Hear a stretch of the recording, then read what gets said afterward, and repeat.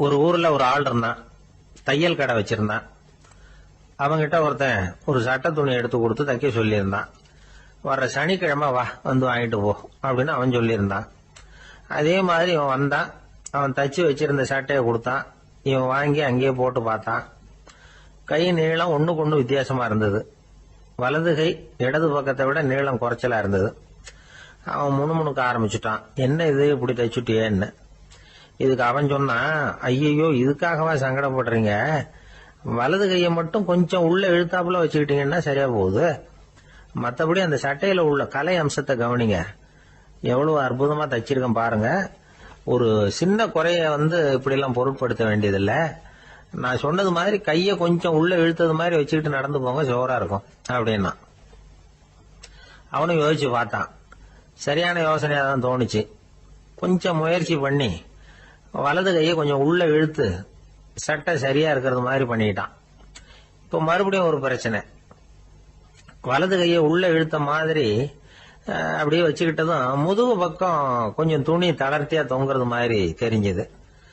என்ன இது, முதுகு பக்கம் துணி குவிஞ்சுட்டுதே தொங்குதே அப்படின்னா மறுபடியும், அடடா இதுக்காகவா கவலைப்படுறீங்க, உடம்ப அதுக்கு தகுந்த மாதிரி கொஞ்சம் வளைச்சிக்கிட்டா சரியா போடுது.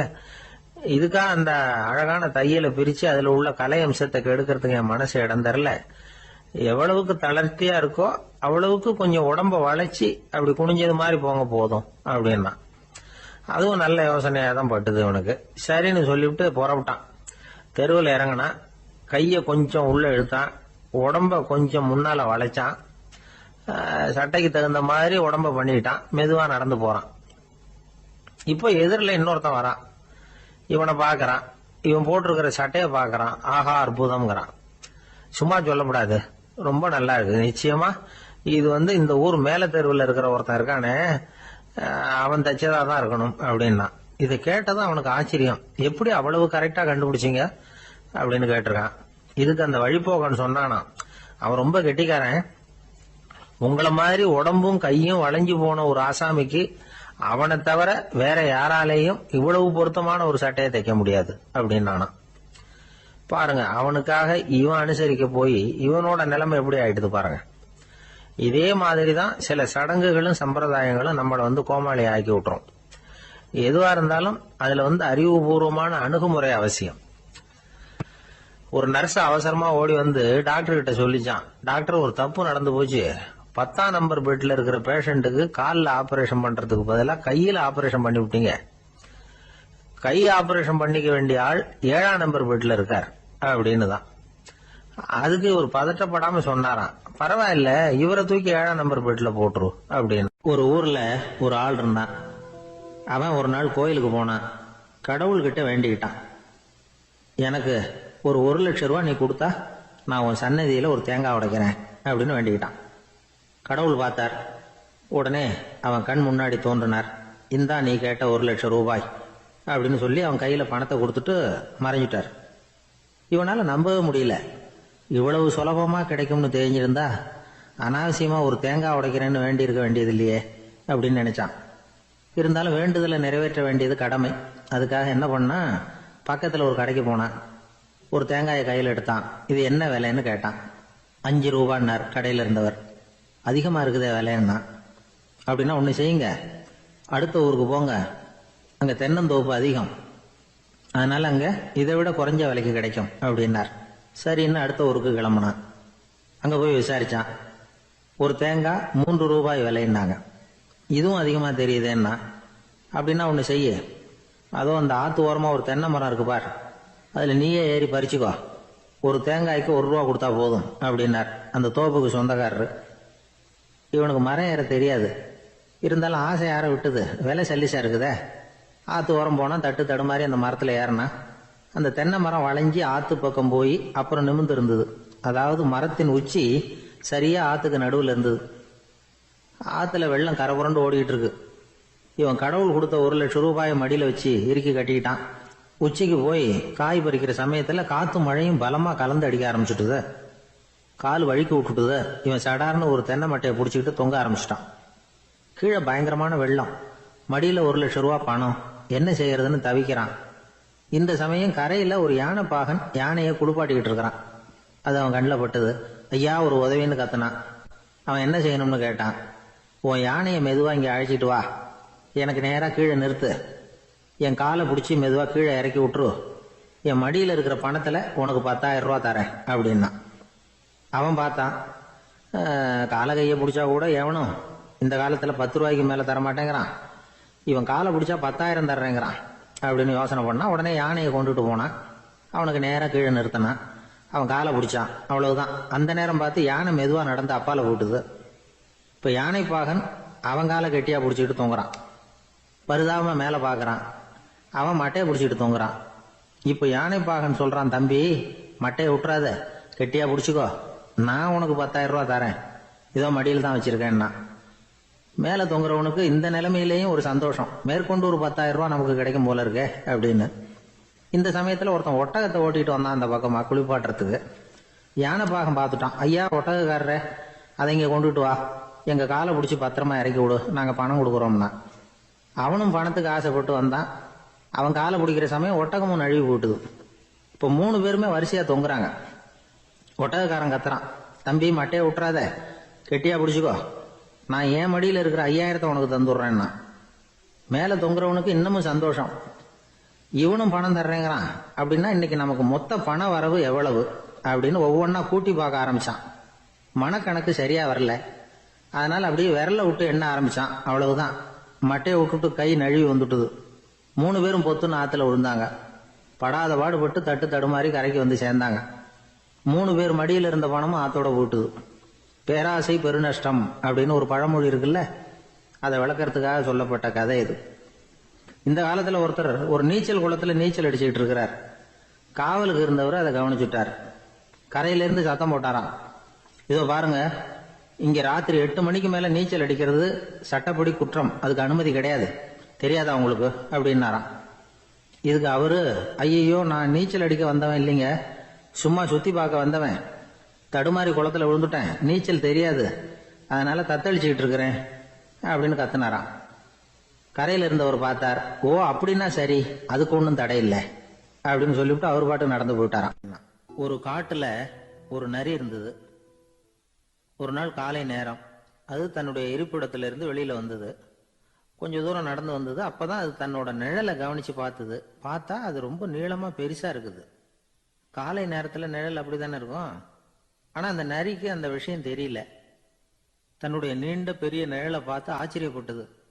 ஆஹா, நாம இவ்வளவு பெருசாவா இருக்கிறோம் அப்படின்னா என்னுடைய காலை சாப்பாட்டுக்கு ஒரு யானை இல்லைன்னா ஒரு ஒட்டகம் கிடைச்சாதான் சரியா இருக்கும் போல இருக்கு அப்படின்னு முடிவு பண்ணிட்டுது. உடனே ஒரு யானை அல்லது ஒட்டகத்தை தேடி அலைஞ்சது, எங்க கிடைக்கும்னு. கிடைக்கவே இல்லை. மத்தியானம் 12 மணி ஆயிட்டுது. பசியோட அலையுது. இப்ப தன்னோட நிழலை பார்த்தது. அது மத்தியான நிழல் எப்படி இருக்கும், அது ரொம்பவும் குறுகி போய் தெரிஞ்சுது. உடனே அந்த நரி என்ன நினைச்சுக்கிட்டு தான் தெரியுமா, காலை ஆகாரம் சாப்பிடாததுனால நம்ம உடம்பு இப்படி அழிச்சு போட்டுதே அப்படின்னு நினைச்சுக்கிட்டு தான். கொஞ்ச நேரம் கழிச்சு மறுபடியும் தன்னுடைய நிழலை பார்க்குது. அது இன்னமும் குறுகி போய் காலடியிலேயே வந்துட்டுது. அதுக்கு பயமா போயிடுது. ஐயையோ, இன்னும் கொஞ்ச நேரத்துல நாம இறந்துருவோம் போல இருக்க, இப்ப என்ன செய்யறது? இந்த சமயத்துல ஒரு எறும்பு கிடைச்சா கூட போதும், அதை நம்ம காலை ஆகாரமா நினைச்சு சாப்பிட்டுள்ளாமே அப்படின்னு நினைச்சுதான். நம்முடைய நிழல் கூட நம்மள மாதிரியே தான் அடிக்கடி மாறிக்கிட்டே தான் இருக்குது. அது எப்பவும் ஒரே மாதிரி இருக்கிறது இல்ல. மனிதனுக்கு ஏற்படுகிற தன்முனைப்பு இருக்கு பாருங்க, ஈகோ, அது கூட ஒரு நிழல் மாதிரி தானா. அப்படி நினைக்க ஆரம்பிச்சுட்டா அதனால ஏதும் பிரச்சனை வராதான். தன்முனைப்பை நிழல் போலவே ஏற்றுக்கொள்ளுங்கள் அப்படிங்கிறது பெரியவங்க கருத்து. ஒரு காரியத்தை வெற்றிகரமா நல்ல விதமா செஞ்சு முடிக்கிறோம்னு வச்சுக்கோங்க, அந்த சமயத்துல ஒரு வித நுட்பமான தற்பெருமை நமக்குள்ள உண்டாகுது. இது இயற்கையானது, அதனால இது மேல பற்று வைக்கக்கூடாது. அப்படி வைக்க ஆரம்பிச்சுட்டா அந்த தற்பெருமை ஒரு நிரந்தர விருந்தாளியா நம்ம கிட்ட தங்கிக்கும். நம்ம நிழல் எப்படின்னு பாருங்க, நாம நடக்கும் பொழுது நம்ம பின்னாடியே வரும். தன்முனைப்பையும் அப்படியே நினைச்சுக்குங்க. நிழல் யாருக்கும் எந்த பிரச்சனையையும் உண்டாக்குறது இல்லை. ஆனா அந்த நிழலை கண்டே நாம பயப்பட ஆரம்பிச்சுட்டா நாம எதுலையும் வெற்றி காண முடியாது. நிழலோட சண்டை போடக்கூடாது. அது மாதிரி தன்முனைப்போடவும் நாம சண்டை போட வேண்டியதில்லை. இல்லாத ஒன்றோடு சண்டை போடுறது எப்படின்னா, அது இருட்டோட சண்டை போடுறது மாதிரி. நாம நிழல் கிடையாது. நம்ம கிட்ட இருக்கிற தன்முனைப்பு ஒரு நிழல். நம்ம நிழலையும் நமக்கு சமமா பாக்குறோம் பாருங்க, அங்கதான் சிக்கலே ஆரம்பம். இப்போ நாம நடந்து போய்கிட்டு இருக்கிறோம். நம்ம நிழல் தரையில விழுது. யாரோ ஒருத்தர் நம்ம நிழல் மேல காலை வச்சு நடந்து போறார். உடனே அவர்கிட்ட சண்டைக்கா போறோம், ஏண்டா என் நிழலை மிதிச்ச அப்படின்னு. நமக்கு தெரியும் அது நிழல் தாங்கிறது. அவர் உங்க மேல நடக்கல, உங்களுடைய நிழல் மேலதான் நடக்கிறார். அது மாதிரி உங்க தன்முனைப்பின் மேல யாராவது நடந்தா உங்களை அவமானப்படுத்துறதா நினைக்கிறீங்க.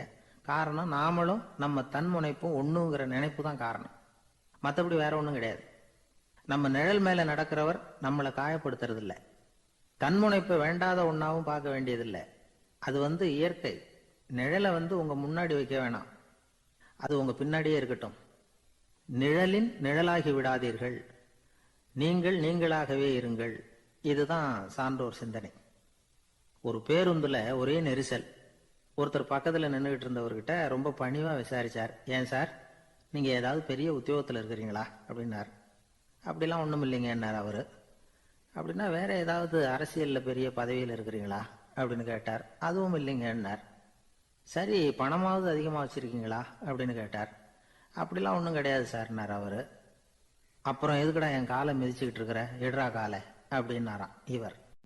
ஒரு சன்னியாசி, அவரு ஒரு நாள் ஒரு கனவு கண்டாராம். அந்த கனவுல அவர் சொர்க்கத்துக்கு போறார். அங்க ஒரு பெரிய திருவிழா நடந்துகிட்டு இருக்குது.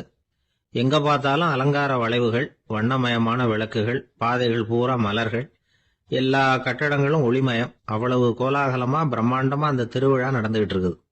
அது என்ன திருவிழாங்கிறது இந்த சன்னியாசிக்கு புரியல. அங்க எதிரில் வந்துகிட்டு இருந்த ஒருத்தரை நிறுத்தி, என்ன விசேஷம் இங்க அப்படின்னு விசாரிச்சாராம். உனக்கு தெரியாத விஷயம், இன்னைக்கு இறைவனுக்கு பிறந்த நாள், அதைத்தான் எல்லாரும் சேர்ந்து கொண்டாடுறோம்.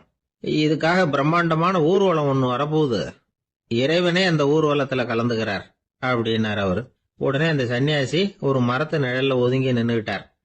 ஊர்வலம் வந்துகிட்டு இருக்குது. முதல்ல ஒரு குதிரை வந்துகிட்டு இருக்கு. அது மேல ஒருத்தர் உட்காந்துருக்கிறார். அவருக்கு பின்னாடி நிறைய பேர் கூட்டமா வந்துகிட்டு இருக்கிறாங்க. இவ்வளவு கூட்டம் இவர் பின்னாடி வருதே, யார் இவரு அப்படின்னு கேட்டார்.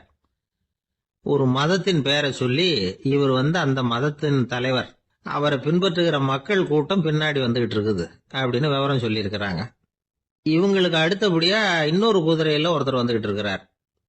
அவருக்கு பின்னாடி ஏகப்பட்ட கூட்டம். இவர் யாருங்க அப்படின்னு கேட்டிருக்காரு சன்னியாசி.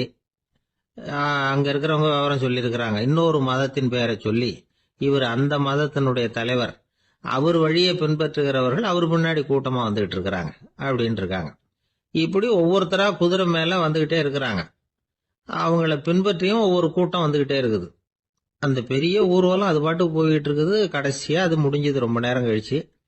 அதுக்கப்புறம் கொஞ்ச நேரம் கழிச்சு ஒரு வயசான ஆள் குதிரை மேல வந்துகிட்டு இருக்கிறார்.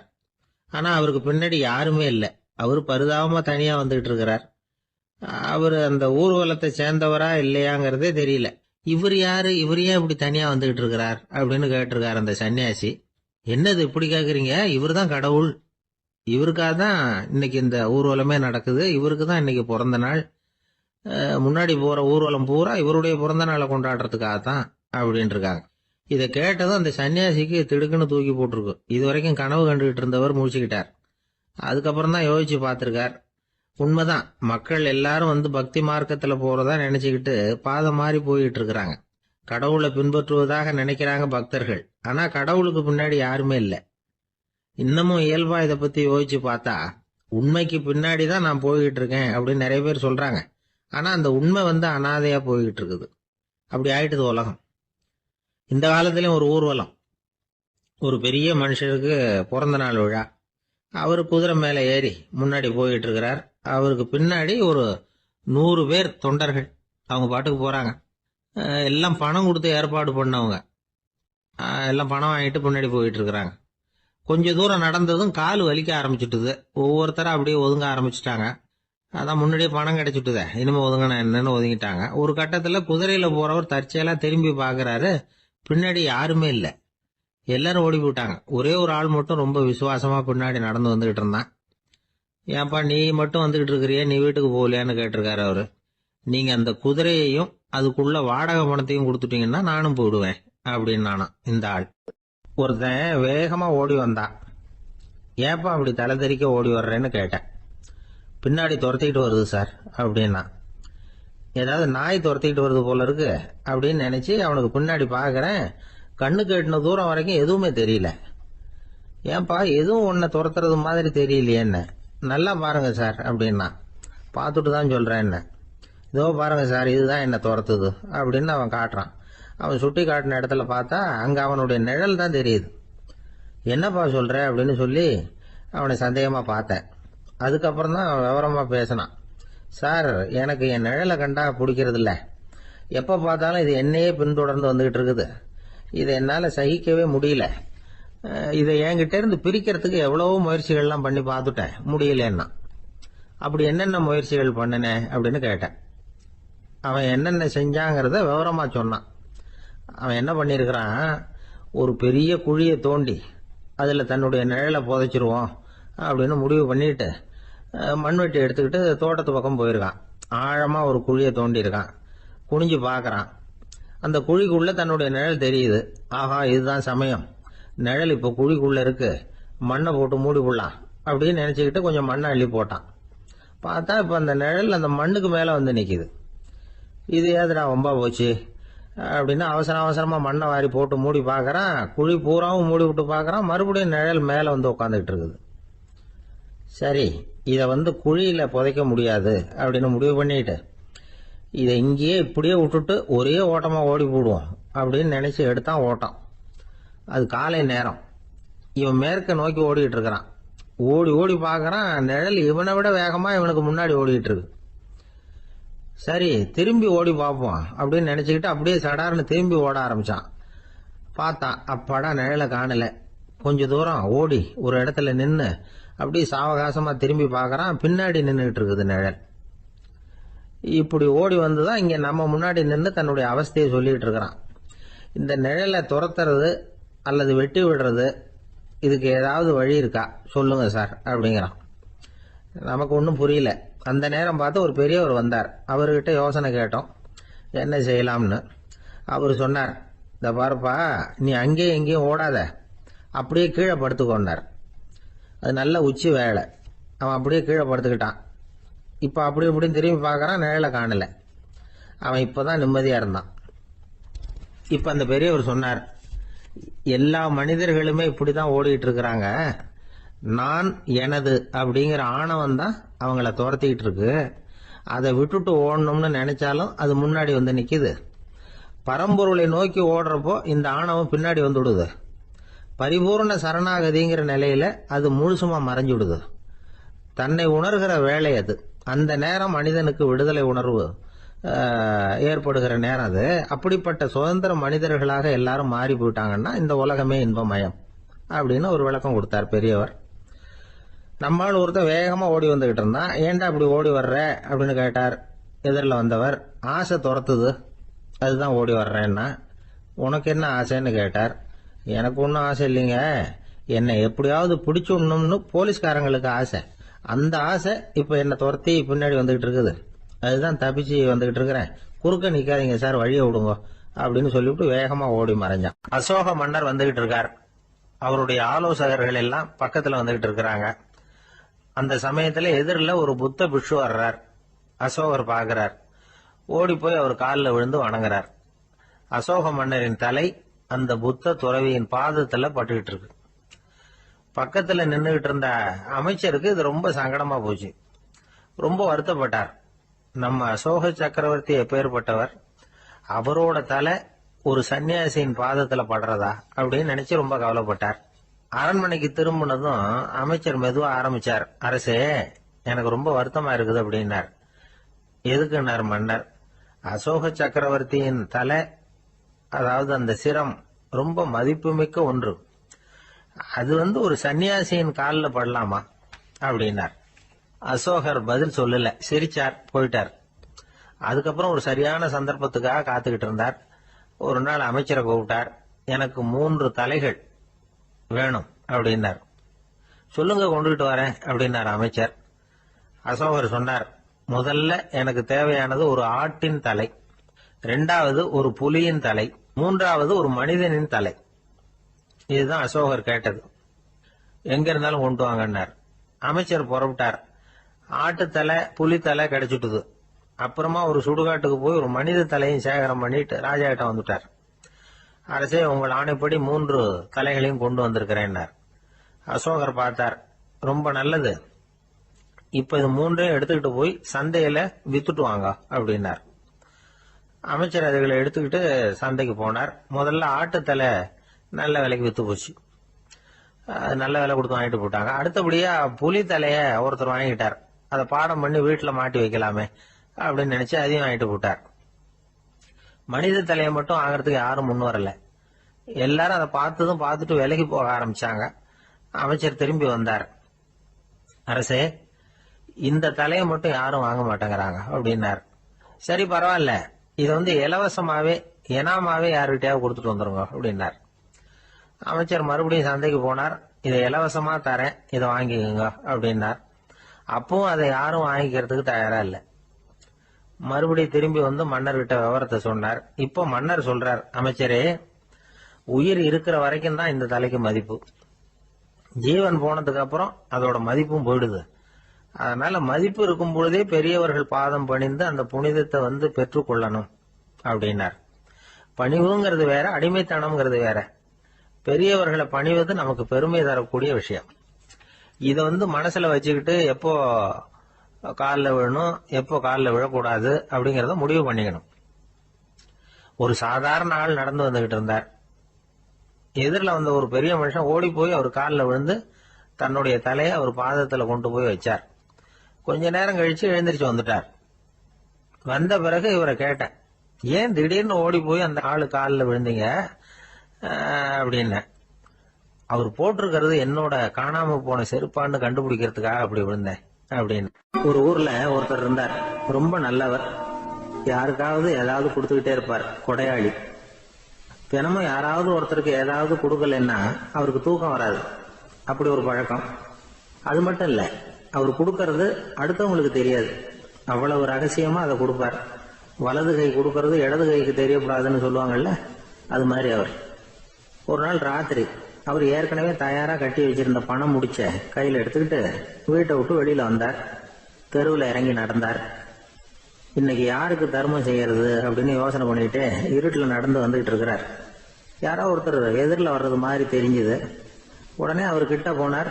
தன்கிட்ட இருந்த பணம் முடிச்சு அவசரமா அவர் கையில திணிச்சுட்டு திரும்பி வந்துட்டார். அப்பாடா, ஒரு வழியா யாருக்கும் தெரியாம இன்னைக்கு தர்மம் பண்ணியாச்சு அப்படிங்கிற மகிழ்ச்சி, மன நிறைவு அவர் முகத்துல. நிம்மதியா தூங்கினார். அப்புறம் எழுந்திரிச்சார். மறுநாள் காலையில ஊரு பூரா ஒரே பேச்சு. என்ன பேச்சுன்னா, நேற்று ராத்திரி ஒரு திருடன் கையில யாரோ பணத்தை கொடுத்துட்டு போயிருக்கிறாங்க அப்படின்னு எல்லாரும் பேசிக்கிட்டு இருக்கிறாங்க. இதை கேள்விப்பட்டதும் அந்த பெரியவருக்கு ரொம்ப வருத்தமா போச்சு. அடடா, போயும் ஒரு திருடனுக்கா உதவி பண்ணிருக்கிறோம், பிரயோஜனம் இல்லாம போட்டுதே அப்படின்னு நினைச்சார். சரி, இன்னைக்கும் யாருக்காவது உதவி பண்ணணும் அப்படின்னு முடிவு பண்ணினார். ராத்திரி நேரம் வந்தது. இவர் வழக்கம் போல தெருவில் இறங்கி நடந்தார். கையில பணம் முடிச்சு. எதிரில் ஒரு பெண் உருவம் மங்களா தெரிஞ்சது. இவர் உடனே அந்த பெண் கிட்ட பணத்தை கொடுத்துட்டு திருப்தியா திரும்பி வந்துட்டார். மறுநாள் காலையில ஊர் பூரா என்ன பேசிக்கிட்டாங்க தெரியுமா? நேற்று ராத்திரி நெறி தவறி நடக்கிற ஒரு பெண்ணின் கையில யாரோ பணத்தை வச்சுட்டு போயிருக்கிறாங்க அப்படின்னு எல்லாரும் பேசிக்கிறாங்க. அடடா, இன்னைக்கும் தவறுதலா நடந்து போச்சு அப்படின்னு ஒரு வருத்தப்பட்டார். இருக்கட்டும், இன்னைக்கு ஏதாவது தர்மம் பண்ணுவோம் அப்படின்னு நினைச்சுக்கிட்டாரு. 3வது நாள் ராத்திரியும் புறப்பட்டார். இப்பவும் எதிரில் ஒருத்தர் வந்தார். இவர் பணத்தை கொடுத்தார், திரும்பி வந்துட்டார். மறுநாள் மக்கள் என்ன பேசிக்கிட்டாங்கன்னா, நேற்று ராத்திரி ஒரு செல்வந்தர் கையில யாரோ பணத்தை கொடுத்துட்டு போயிருக்கிறாங்க அப்படின்னு பேசிக்கிட்டாங்களாம். அவருக்கு ரொம்ப வருத்தமா போயிட்டுது. என்ன இது தினம் இப்படி ஆகிட்டு இருக்குதே அப்படின்னு நினைச்சுக்கிட்டே படுத்து தூங்கினார். அன்னைக்கு ராத்திரி ஒரு கனவு. அந்த கனவுல இறைவன் சொன்னாராம், இத பாருப்பா, நீ கொடுத்த தர்மம் வீணா போயிடல. உன்கிட்ட பணம் வாங்கின அந்த திருடன் திருந்திட்டான், அந்த பொண்ணும் திருந்திட்டா, அந்த செல்வந்தனும் கொடையாளி ஆயிட்டான், எல்லாருக்கும் உதவி பண்ண ஆரம்பிச்சுட்டான் அப்படின்னு சொன்னாராம். இந்த கதையை சொன்னவர் யாருன்னா நபிகள் நாயகம். இதுல உள்ள கருத்து என்னன்னா, நல்ல மனசோட தர்மம் பண்ணுனா அது வீணா போறதில்ல. இன்னொரு கருத்து, தர்மம் தன்னை மட்டுமல்ல அடுத்தவங்களையும் தீமையிலிருந்து காப்பாற்றும். இதுதான் நாம புரிஞ்சுக்க வேண்டியது. இந்த காலத்திலயும் இது மாதிரி சில சம்பவங்கள் நடக்கிறது உண்டு. ஒரு பெரியவர் இருட்டில் நடந்து வந்துகிட்டு இருந்தாரு. எதிரில் வந்த ஒருத்தன் வலுக்கட்டாயமா இவர் கையை பிடிச்சி ஒரு பண முடிப்பை கொடுத்து வச்சுக்க சொல்லிவிட்டு விலகி போயிட்டான். பெரியவருக்கு ஆச்சரியம், இந்த காலத்திலயும் இப்படி வலது கை கொடுக்கறது இடது கைக்கு தெரியக்கூடாதுன்னு நினைக்கிற கொடையாளிகள் உண்டு போல இருக்கு அப்படின்னு யோசனை பண்ணிக்கிட்டே நடந்தார். கொஞ்ச தூரம் போயிருப்பாரு. அதுக்குள்ள அதே ஆள் திரும்பி வந்தான். கொடுத்த பண முடிப்பை திருப்பி கொடுங்க அப்படின்னு கேட்டு வாங்கிட்டான். இவருக்கு ஒன்றும் புரியல. ஏன் இப்படி பண்றேன்னார். அது ஒண்ணும் இல்லைங்க, கொஞ்ச நேரம் இதை உங்ககிட்ட கொடுத்து வச்சிருந்தேன் அவ்வளவுதான் அப்படின்னா. ஏன்னு கேட்டார். என்னை பின்னாடி போலீஸ் தேடிக்கிட்டு வந்துகிட்டு இருக்குது, அதுதான் அப்படி பண்ணேன். இப்ப போயிட்டுது, இனிமே ஒன்றும் பயம் இல்லை அப்படின்னு சொல்லிவிட்டு அவன் பாட்டுக்கு நடந்து போறான். ஒரு ஊர்ல ஒரு பெரியவர் இருந்தார். அவரு ஒரு குரு. அவர் தொடர்ந்து தியான கூட்டங்கள் நடத்துவார். அந்த கூட்டத்துல கலந்துக்கிறதுக்காக பல ஊர்கள்ல இருந்து சீடர்கள் நிறைய பேர் வருவாங்க போவாங்க. ஒரு நாள் அங்க கூட்டம் நடந்துகிட்டு இருக்குது. அந்த சமயத்துல சீடர்கள்ல ஒருத்தன் என்னத்தையே திருடி விட்டான். மற்ற சீடர்கள் அதை கவனிச்சுட்டாங்க. இவன் ஆப்பிட்டுக்கிட்டான். கூட்டம் முடிஞ்ச பிற்பாடு இவன் திருடின விஷயத்த அந்த பெரியவர்கிட்ட போய் சொன்னாங்களாம். அவர் கவனத்துக்கு கொண்டுகிட்டு போனாங்க. ஆனா அவர் இத காதலியே போட்டுக்கல, கண்டுக்கவே இல்லை. போய் சொன்ன சீடர்களுக்கெல்லாம் ஏமாத்தமா போயிட்டுது. என்ன இது, இவ்வளவு தூரம் நாம கண்டுபிடிச்சு போய் சொல்றோம், அவரு கண்டுக்கவே மாட்டேங்கிறாரே அப்படின்னு ஒரு மாதிரி ஆயிட்டாங்க. இருந்தாலும் அதை பத்தி ஒண்ணுமே சொல்லிக்கல, பேசாம இருந்துட்டாங்க. கொஞ்ச நாள் ஆச்சு. அதே ஆளு மறுபடியும் ஒரு திருட்டுல மாட்டிக்கிட்டான். சீடர்கள் மறுபடியும் அந்த குரு கிட்ட விஷயத்த சொன்னாங்க. அவர் அப்பவும் வழக்கம் போல சும்மாவே இருந்துட்டார். இவர் இப்படி இருக்கிறத பார்த்ததும் அந்த சீடர்களுக்கு கோபம் வந்துட்டுது. உடனே அந்த சீடர்கள்லாம் ஒண்ணு கூடி பேசினாங்களாம். எல்லாருமா சேர்ந்து ஒரு விண்ணப்பம் தயார் பண்ணாங்க. அதை குருநாதர்கிட்ட கொண்டுட்டு போய் கொடுத்தாங்க. அந்த விண்ணப்பத்துல இவங்க என்ன எழுதியிருக்கிறாங்க தெரியுமா? குருநாதர் அவர்களே, உடனே திருடனவன் மீது சட்ட நடவடிக்கை எடுக்கணும். நீங்க அப்படி அவனை இங்க சேர்க்கப்படாது. நீங்க சேர்த்தீங்கன்னா நாங்க இங்க இருக்கிறத பத்தி யோசிக்க ஆரம்பிச்சிருவோம். அவனை இந்த மடத்தை விட்டே துரத்தி பண்ணணும். நீங்க அவனை வெளியில அனுப்புங்க, இல்லைன்னா நாங்க அத்தனை பேரும் வெளியில போயிடுறோம். இப்படிதான் அந்த விண்ணப்பத்துல எழுதியிருக்கிறாங்க. குரு அந்த விண்ணப்பத்தை வாங்கி படிச்சு பார்த்தார். அதுக்கப்புறம் அதை எழுதின அத்தனை பேரையும் கூப்பிட்டாரு. எல்லாரும் இப்படி வாங்கன்னாரு. வந்தாங்க. இப்படி என் எதிரில் உட்காருங்கன்னார். உட்கார்ந்தாங்க. அப்புறம் சொன்னார், இதை பாருப்பா, நீங்க எல்லாரும் புத்திசாலிகள். உங்களுக்கு எது நல்லது எது கெட்டதுங்கிறது நல்லா தெரியும். நீங்க மேற்கொண்டு ஏதாவது படிக்கணும்னு நினைச்சா வேற எங்க வேணும்னாலும் போகலாம். அதுக்கு நான் தடை சொல்ல மாட்டேன். ஆனா உங்களால குற்றம் சாட்டப்பட்ட அவன் இருக்கானே, அவன் எப்படின்னா அவனுக்கு எது நல்லது எது கெட்டதுங்கிறதெல்லாம் தெரியாது. அதனாலதான் திருடுறான். நீங்க சொல்றது மாதிரி அவனை அடிச்சு துரத்தி விடுறோம்னு வச்சுங்க, அவனுக்கு எப்படி நல்லது கெட்டது தெரியும்? அவனுக்கு அதை யாரு சொல்லி கொடுக்கறது? அதனால இங்கேயே இருக்கட்டும், அதுதான் சரி. இதுக்காக நீங்க எல்லாரும் என்னை விட்டுட்டு போனாலும் சரி, அவனை நான் விரட்ட மாட்டேன் அப்படின்னு விட்டாரான். இவ்வளவையும் திருடனை அந்த சீடன் கேட்டுக்கிட்டே இருந்திருக்கான். அவன் கண்கள்ல கண்ணீர். அப்படியே எழுந்திரிச்சு வந்தான். குரு காலில் விழுந்தான். அவன் கண்ணீர்ல அவனது தீமை கழுவப்பட்டது அப்படிம்பாங்க. அதாவது சீடர்களுக்கு அந்த குருவோட பெருமை அப்பதான் புரிஞ்சுதான். ஒரு நல்ல ஆசிரியர் இருக்காருன்னு வச்சுங்க, நல்லா படிக்கிற பையனுக்கு தான் பாடம் சொல்லி கொடுப்பேன்னா அது என்ன பெரிய விஷயமா? மோசமா படிக்கிறவனையும் மாத்தி காட்டுறேங்கிறது தான் பெருமை. இந்த காலத்து குரு ஒருத்தர் ஒரு ஆசிரமம் வச்சு நடத்திட்டு வந்தார். நிறைய பேர் தினம் வருவாங்க போவாங்க. ஒரு நாள் ஒருத்தன் வந்தான். அந்த குரு முன்னாடி போய் நின்னான். ஐயா, என்ன உங்க சீடனா ஏத்துக்கணும்னா. அந்த குரு நிமிர்ந்து பார்த்தார். உன்னுடைய நோக்கம் என்னன்னு கேட்டார். ஐயா, உங்ககிட்ட கொஞ்ச நாள் இருந்தேன்னா நல்ல பழக்க வழக்கங்களை கத்துக்கலாம். அதுக்கப்புறம் வெளியில போய் ஒரு நல்ல தொழில் தொடங்கி வாழ்க்கையில முன்னுக்கு வரணுங்கிறது தான் என்னோட நோக்கம் அப்படின்னா. நீ சொல்றது சரி, ஆனா உன்னால இங்க நல்ல பழக்க வழக்கங்களை கத்துக்க முடியலன்னு வச்சுக்கோ, அப்ப என்ன பண்ணுவே அப்படின்னு கேட்டார் அவர். அப்படி ஆச்சுன்னா என்ன, உங்களை மாதிரியே ஒரு ஆசிரமம் ஆரம்பிச்சு அதுக்கு குருவா இருந்துட்டு போறேன் அப்படின்னா. ஒரு பெரிய அரசன் இந்த உலகம் பூராவையும் ஆண்டுகிட்டு இருந்தான். ரொம்ப காலம் அப்படி அரசாட்சி பண்ணிக்கிட்டு இருந்தான். திடீர்னு அவனுக்கும் சில எதிரிகள் முளைச்சாங்க. அவங்க எல்லாம் ஒண்ணு சேர்ந்து இவனை தோற்கடிச்சுட்டாங்க. தோத்து போனது இவனுக்கு பயம் வந்துட்டுது, எங்க எதிரிகள் நம்ம கொன்னுடுவாங்களோ அப்படின்னு. வெளியில வந்தா தனக்கு ஆபத்துன்னு பயந்துகிட்டு யாருக்கும் தெரியாம ஒரு குகைக்குள்ள போய் பதுங்கி கிடக்குறான். நிலைமைய பாருங்க. முதல் நாள் அரண்மனையில அதிகாரம் பண்ணிக்கிட்டு இருந்தவன் மறுநாள் குகையில பயந்து போய் பதுங்கி கிடக்குறான். ராத்திரி நேரம் வந்தது, பசி வயத்தை கிள்ளுது, பிச்சை எடுத்து சாப்பிட வேண்டிய நிலைமை. பிச்சை எடுக்கிறதுக்கு பாத்திரம் வேணுமே, என்ன பண்றது அப்படின்னு அங்கேயும் இங்கேயும் பாக்குறான். ஒரு மூலையில யாரோ விட்டுட்டு போன ஒரு ஓடு கிடக்குது. அதை எடுத்துக்கிட்டு புறப்பட்டான். இருட்டுல வழி புரியல. ஏதோ ஒரு யூகத்துல காலை மெதுவா எடுத்து வச்சு நடந்து போயிட்டு இருக்கிறான். வழியில ஒரு கருப்பு நாய் படுத்து கிடந்தது. இருட்டுல அவன் இது கண்ணுக்கு சரியா தெரியல. அவனுக்கு தவறி போய் காலை வச்சுட்டான் அது மேல. நாய் சும்மா இருக்குமா, வள்ளுன்னு விழுந்து கடிச்சு விட்டுது. காலை பாக்குறான், காலத்தையும் நினைச்சு பாக்குறான். அரண்மனையில வந்து வீரக்கழல் அணிந்த காலை உடைய மன்னா அப்படின்னு புகழ்வாங்களே புலவர்கள்லாம். ஆனா அது இன்னைக்கு நாய் கடிச்ச காலம் ஆயிட்டுதே அப்படின்னு நினைக்கிறான்.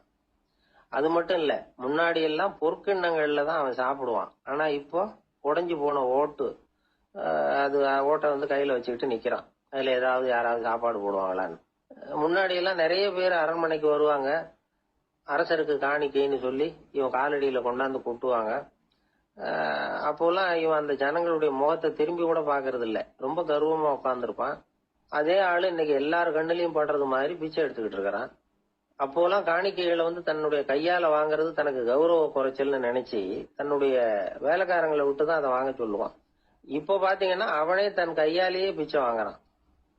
நினைச்சு பாருங்க, அந்த மனுஷன் முத நாள் அரசன், மறுநாள் பிச்சைக்காரன். எவ்வளவு வித்தியாசம். செல்வம் தான் இப்படி ஒரு வித்தியாசம் ஏற்படுறதுக்கு காரணம்.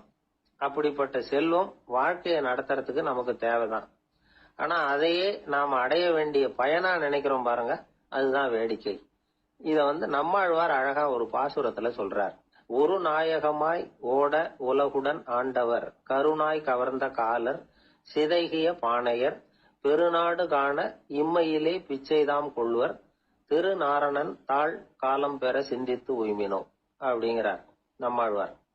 ஒரு பெரிய பணக்காரர் ஒரு துறவிகிட்ட போய், சாமி என்கிட்ட நிறைய பணம் இருக்கு, இருந்தாலும் நிம்மதி இல்ல, என்னால நிம்மதியா இருக்க முடியல, என்ன காரணம்னு கேட்டாராம். உடனே அந்த துறவி இதுக்கு நேரடியா பதில் சொல்லாம பக்கத்துல நின்றுகிட்டு இருந்த ஒரு குழந்தைய கூப்பிட்டார். அது ஓடியாந்தது. ஒரு ஆப்பிள் பழத்தை எடுத்து அது கையில கொடுத்தார். அதை வாங்கிட்டு குழந்தை சிரிச்சுது. இன்னொரு பழத்தை எடுத்து கொடுத்தார். அதை இன்னொரு கையில வாங்கிட்டு சிரிச்சுது. மூணாவது ஆப்பிள் எடுத்து கொடுத்தார். 2 பழத்தையும் நெஞ்சில் அணைச்சிக்கிட்டு 3வது பழத்தையும் வாங்கறதுக்கு முயற்சி பண்ணிச்சு. ஆனா அது உடனே நழுவி கீழே விழுந்து உருண்டு ஓடிச்சு. ஏற்கனவே இருந்ததும் விழுந்துட்டுது. இப்ப அந்த குழந்தை அழ ஆரம்பிச்சுட்டுது. இப்ப அந்த துறவி பணக்காரர்கிட்ட சொன்னாராம், குழந்தைய கவனிச்சியா, 2 ஆப்பிள் போதும்னு அது நினைச்சிருந்தா இப்போ அது அழ வேண்டிய அவசியம் வந்திருக்குமா அப்படின்னாராம். எதுவுமே அளவுக்கு மிஞ்சினா துன்பம் தான். இந்த காலத்துல இதெல்லாம் யாரு காதுல வாங்குறாங்க? ஒருத்தனை நல்ல வழிக்கு கொண்டு வரணும்னு நினைச்சு அவனை கூப்பிட்டு உட்கார வச்சு இந்த கதையை சொல்லிட்டு இருந்தாங்க. சொல்லிவிட்டு அந்த குழந்தை செஞ்சது தப்பு தானே அப்படின்னு கேட்டிருக்கிறாங்க.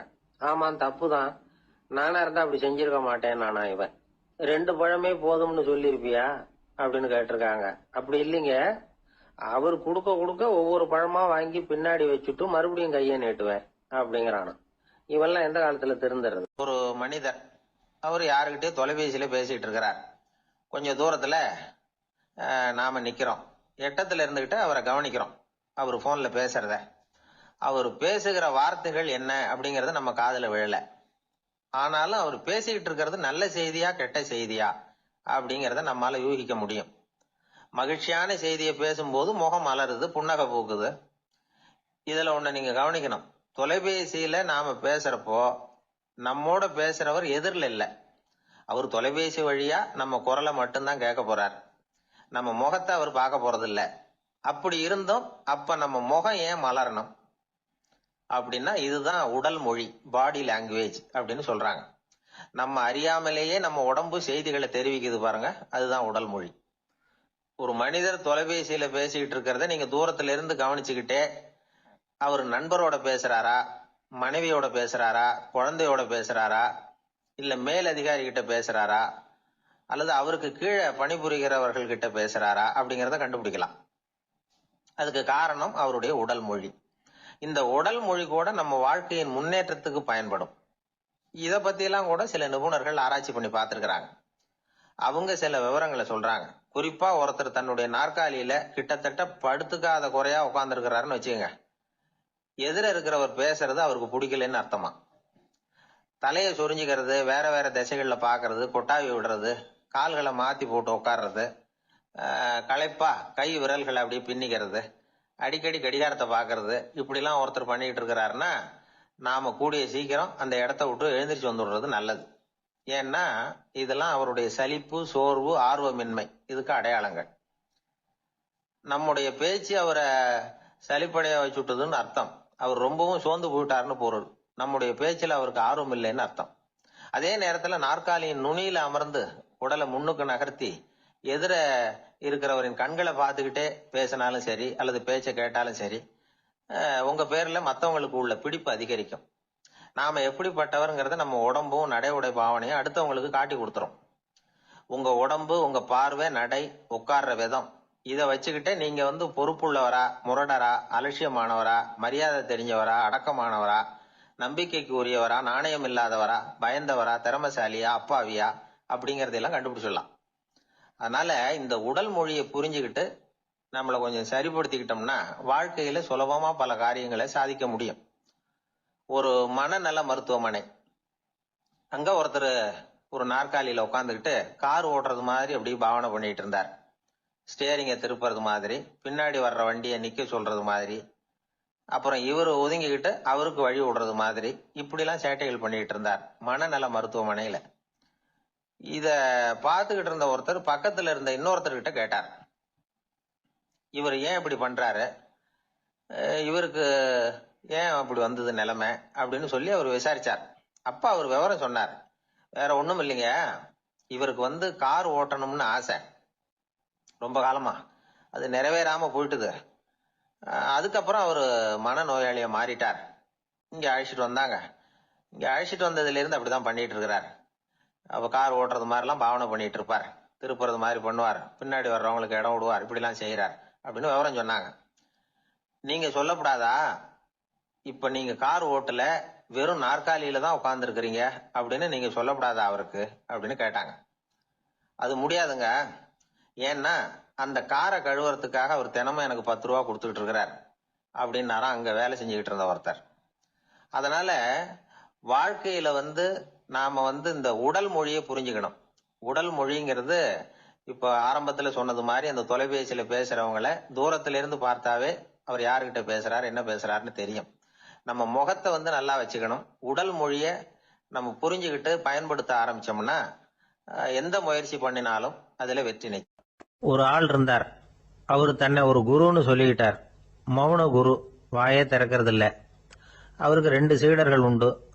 இவங்க தான் வர்றவங்க கிட்ட பேசுவாங்க, விளக்கம் கொடுப்பாங்க. ஒரு நாள் இந்த சீடர்கள் 2 பேரும் எங்கேயோ வெளியில போயிட்டாங்க. அந்த நேரம் பார்த்து ஒருத்தர் அங்க வந்தார். குரு கிட்ட போனார். குருவே, புத்தர்னா என்னன்னு கேட்டார். குருவுக்கு ஒன்னும் புரியல. அவர் உண்மையான குருவா இருந்தாவில புரியும். அவர் திருன்னு முழிக்க ஆரம்பிச்சுட்டார். இந்த நேரம் பார்த்து இந்த சீடர்கள் எங்கேயோ போயிட்டாங்களே, என்ன பண்றது, உதவிக்கு யாராவது கிடைக்க மாட்டாங்களா அப்படின்னு அப்படியே சுத்தி பாக்குறார். அங்க பாக்குறார். வந்தவர் இதை கவனிச்சார். ஏதோ புரிஞ்சுக்கிட்டவர் மாதிரி அடுத்த கேள்வி கேட்டார். தர்மம்னா என்ன சுவாமின்னார். குருவுக்கு ரொம்ப சங்கடமா போச்சு. நம்ம நிலைமை இப்படி ஆயிட்டுதே, இக்கட்ல மாட்டிக்கிட்டோமே அப்படின்னு நினைச்சபடியே விட்டத்தை பார்த்தார். அப்புறம் குனிஞ்சு தரைய பார்த்தார். அப்படியே உட்காந்துக்கிட்டார். வந்தவர் உடனே அடுத்த கேள்விக்கு போயிட்டார். தியானம்னா என்ன சுவாமின்னார். பாவம் என்ன பண்ணுவார் அந்த குரு, பேசாம கண்ணை கெட்டியா மூடிக்கிட்டார். இது ஏதடா வம்பா போச்சுன்னு. இவர் இப்படி பண்ணா கூட வந்தவர் சளைக்கல. இன்னொரு கேள்வியும் கேட்டார். ஆசீர்வாதம்னா என்ன அப்படின்னார்.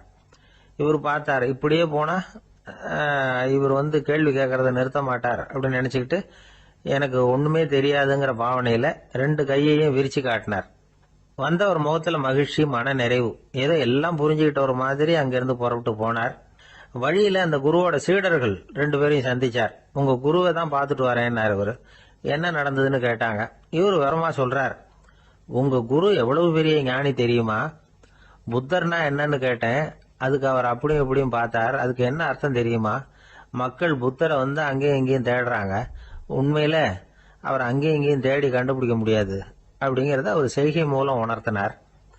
அதுக்கப்புறம் தர்மம்னா என்னன்னு கேட்டேன். அவர் மேலையும் கீழையும் பார்த்து தர்மம் சமமானது, அதுல உயர்வு தாழ்வு இல்லைங்கிறத உணர்த்தினார். அதுக்கப்புறம் தியானம்னா என்னன்னு கேட்டேன். கண்ணை மூடிக்கிட்டார். கண்ணை மூடி காணுகிற அற்புதம் அது அப்படிங்கறத புரிஞ்சுக்கிட்டேன். கடைசியா ஆசீர்வதிக்கப்படுறது பத்தி கேட்டேன். கைகளை நீட்டி உதவுறது தான் அது அப்படிங்கறத தன்னுடைய இருகை விரிச்சு உணர்த்தினார். எவ்வளவு பெரிய மகான் அவரு அப்படின்னு சொல்லிவிட்டு அவர் பாட்டு போயிட்டார். சீடர்கள் அதுக்கப்புறம் மெதுவா குரு கிட்ட வந்து சேர்ந்தாங்க. அவங்கள பார்த்ததும் குருவுக்கு கோபம் வந்துட்டுது. அடே பாவிகளா, எங்கடா போய் தொலைஞ்சிங்க, நான் ஒரு ஆளுகிட்ட மாட்டிக்கிட்டு என்ன பாடுபட்டிருக்கேன் தெரியுமான்னார். இது மாதிரி தான் நாம சாதாரண மனிதர்களின் புற வேடங்களிலேயே மயங்கி போயிடுறோம். அவங்க பேச்சு, செய்கை, பார்வை இதுல எல்லாம் ஏதோ பெரிய தத்துவம் இருக்கிறதாக நினைச்சுக்கிறோம். உண்மையிலேயே அந்த தத்துவங்கள் யாருக்கு சொந்தம்? அவங்களுக்கு இல்ல, நமக்கு தான் சொந்தம். நாம தானே அதை கற்பிச்சுக்கிட்டோம். நம்மை நாம அடையாளம் கண்டுக்கிறது இல்ல, நாம யாருங்கிறது நமக்கு புரியறது இல்ல. அதுதான் இன்னைக்கு நடக்கிறது. அதனாலதான் அடுத்தவங்களை தேடி ஓடிட்டு இருக்கிறோம். சில வீடுகளில் கூட இது மாதிரி சைகைகள் உண்டு. சில குடும்ப தலைவர்கள் தினமும் காலையில கண்ணை கெட்டியா மூடிக்கிட்டு கை ரெண்டையும் சுத்தமா விரிச்சு வச்சுக்கிட்டே உட்காந்து தியானம் பண்றது வழக்கம். எதுக்காக அப்படி பண்றீங்கன்னு ஒருத்தரை பார்த்து கேட்டேன். இந்த மாசம் வாங்கின சம்பளம் பூரா தீர்ந்து போச்சு, இனிமே என் கையில சுத்தமா ஒண்ணும் இல்ல, புதுசா எதுவும் செலவு வச்சுடாதே அப்படிங்கறத அப்படி உள்ளங்கை ரெண்டையும் விரிச்சு காட்டி அவங்களுக்கு உணர்த்துறேன் அப்படின்னார். எனக்கு தெரிஞ்ச ஒருத்தர் இருக்கார். அவரு ஒரு பெரிய காவல்துறை அதிகாரி, ரொம்ப கண்டிப்பானவர். அவரை கண்டாவே எல்லாரும் பயப்படுவாங்க. அப்படிப்பட்டவர் வீட்டுக்கு போனா அப்படியே அடியோட மாறிடுவார். அங்க போய் பாத்தீங்கன்னா குழந்தைகளோட குழந்தையா அவர் விளையாடிக்கிட்டு இருப்பார்.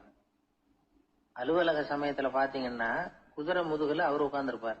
வீட்டுல பாத்தீங்கன்னா அவரு முதுகுல குழந்தை உட்காந்துருக்கும். அவரு குதிரை மாதிரி போயிட்டு இருப்பார். இது எப்படிங்க முடியுது உங்களால அப்படின்னு கேட்டாங்க. அது ஒண்ணுமில்ல, இங்க வீட்டுக்கு வந்த உடனே என்னோட மனசை தனியா எடுத்து வச்சிருவேன் அப்படின்னார். அது என்னங்க உங்க சட்ட பயிலியா இருக்குது மனசு, அது தனியா எடுத்து வைக்கிறதுக்கு அப்படின்னு கேட்டாங்க. அப்படி இல்லைங்க, இது ஒரு பயிற்சி, மனப்பயிற்சி, அவ்வளவுதான் அப்படின்னார். இப்படி சமயம் பார்த்து மனசை தனியா வச்சுவிட தெரிஞ்சவங்க வாழ்க்கையில எப்பவும் உற்சாகமா இருப்பாங்க அப்படிங்கிறது பெரியவங்க கருத்து. ஒரு டாக்டர் ஆஸ்பத்திரியில இருக்கிற வரைக்கும் டாக்டரா இருக்கலாம். அவர் மனைவிகிட்டையும் அவர் டாக்டரா இருக்க வேண்டிய அவசியம் இல்லை. ஒரு வக்கீல் கோர்ட்ல இருக்கிற வரைக்கும் வக்கீலா இருக்கலாம். வீட்டுக்கு வந்ததுக்கு அப்புறமும் வக்கீலா இருக்க வேண்டிய அவசியம் கிடையாது. வீட்டுல குழந்தைகள் கிட்ட விளையாடும் பொழுதும் அதுகள்கிட்ட ஃபீஸ் கேட்டுட்டு இருக்க கூடாது. நாம எப்படி இருக்கணும்னு பெரியவங்க சொல்றாங்கன்னா, மனசோட சேரப்படாதான். அப்படி சேராம வாழ்க்கையை கவனிக்கணுமா. மனசை அப்படியே தனியா எடுத்து பக்கத்துல வச்சுடணும். அப்படின்னா அதை அப்படியே தூக்கி எறிஞ்சுடு அப்படின்னு அர்த்தம் இல்லை. ஏன்னா மனசுங்கிறது நமக்கு உபயோகப்படக்கூடிய ஒண்ணுதான். எப்ப அது தேவையோ அப்பப்போ எடுத்து உபயோகப்படுத்திக்கணும். தேவைப்படுறப்போ எடுத்து கண்ணாடியை மாட்டிக்கிறோம்ல, படிக்கும் பொழுது கண்ணாடி தேவைப்படுதோ எடுத்து மாட்டிக்கிறோம் இல்லையா, அது மாதிரி கணக்கு போடுறதுக்கு மனசு தேவை. கடைக்கு போய் ஒரு பொருள் வாங்குறோம், காசு கொடுக்குறோம், மீதி சில்லறை சரியா இருக்கா அப்படின்னு எண்ணி பார்த்து வாங்க வேண்டியிருக்கு. அந்த சமயத்துல மனசை எடுத்து தனியா வச்சுட்டேன் அப்படின்னு சொல்லிட்டு இருக்க கூடாது. பரீட்சைக்கு படிக்க வேண்டியிருக்குது, படிச்சதையெல்லாம் அப்படியே நினைவுல வச்சுக்க வேண்டியிருக்கு. அந்த சமயத்துல மனசை தூக்கி எறிஞ்சுட்டேன் சார் அப்படின்னு சொல்லிட்டு இருக்க கூடாது. அப்படி சொன்னா பரீட்சை நம்மளை தூக்கி எறிஞ்சிடும். அதனால தேவைப்படுறப்போ மனசை உபயோகப்படுத்தணும், தேவையில்லாதப்போ அது தனியா ஓய்வு எடுத்துக்க விட்டுடணும். இப்படி நாம பழக்கப்படுத்திக்கிட்டா வாழ்க்கைங்கிறது நமக்கு புதுசா தெரியுமா. மனசுக்கும் ஒரு சக்தி கிடைக்கும். எந்திரங்களுக்கு ஓய்வு கொடுக்கற மாதிரி மனசுக்கும் ஓய்வு கொடுக்கணும், இல்லைன்னா அது களைச்சு போயிடும். குழந்தைகள் மனசை சுமந்துகிட்டு இருக்கிறது இல்ல. இது முதியவர்கள் குழந்தைகள் கிட்ட இருந்து கத்துக்க வேண்டிய ஒரு பாடம். ஆனாலும் இந்த கால குழந்தைகள் கிட்ட ரொம்ப எச்சரிக்கையா இருக்க வேண்டியிருக்கு. ஒரு தாத்தாவும் பேரனும் விளையாடிக்கிட்டு இருக்கிறாங்க. தாத்தா எனக்கு சைக்கிள் ஓட்ட கத்து கொடு அப்படிங்கிறான் பேரன். சைக்கிள் உயரம் கூட இல்ல, அதுக்குள்ள சைக்கிள் ஓட்டணுமா அப்படின்னாரு தாத்தா. ஏன் தாத்தா, ரயில் ஓட்டுறாரு, அவர் என்ன ரயில் நீளமா இருக்கார் அப்படின்னு கேட்டானா அந்த பையன். அவருடைய சீடர்கள் கொஞ்சம் பேர் ஒரு பாதை வழியா நடந்து போயிட்டு இருக்கிறாங்க. வழியில ஒரு ஆறு, அதை கடக்க வேண்டி இருந்தது. ரொம்ப ஆழம் கிடையாது. அதனால எல்லாரும் இறங்கி நடக்க ஆரம்பிச்சாங்க. அப்போ அந்த குரு சொன்னாராம், ஞானம் பெற்றவன் ஆற்றை கடக்கும் போது அவனுடைய கால்கள் ஒருபோதும் நனையாது அப்படின்னாராம். இத கேட்டது சீடர்களுக்கு ஒன்றும் புரியல. அவங்க எல்லாரும் குழம்பி போயிட்டாங்க. ஞானம் பெற்றவர்கள் காலு தண்ணீர்ல நனையாதுன்னு சொல்றாரே நம்ம குரு, ஆனா இவரு கால் இப்ப தண்ணீர்ல நனையுதே அப்படின்னா இவருக்கு இன்னும் ஞானம் கிடைக்கலன்னு அர்த்தமா? இப்படி எல்லாம் யோசிக்க ஆரம்பிச்சுட்டாங்க. ஒரு சீடன் மெதுவா கேட்டுட்டான், சுவாமி, ஞானியின் பாதங்கள் ஒருபோதும் நனையாது அப்படின்னு சொல்றீங்க, ஆனா உங்களுடைய பாதங்கள் நனைஞ்சிருக்குதே அப்படின்னா. முட்டாளே, நனைஞ்சிருக்கிற பாதங்கள் என்னுடையது இல்லைன்னார் குரு. அவரு சொல்றது சரிதான், அதுல ஒன்னும் குழப்பம் இல்லை. அந்த தண்ணீர் அவரை தொட முடியாது. குரு என்ன சொல்றாரு தெரியுமா? எதுவும் என்ன தொட முடியாது, ஏன்னா நான் இல்லை அப்படிங்கிறார். நானே இல்லைங்கிறப்போ எதுவும் என்ன தொட முடியாது. இந்த கால் என்னுடையதுங்கிற நினைப்பு இருந்தா தானே தண்ணீர் அதை தொடர்றது எனக்கு தெரியும். நீங்க ஒரு குருவோட தொடர்பு கொள்ளுகிற போது ஒன்னு ஞாபகத்துல வச்சுக்கணும்.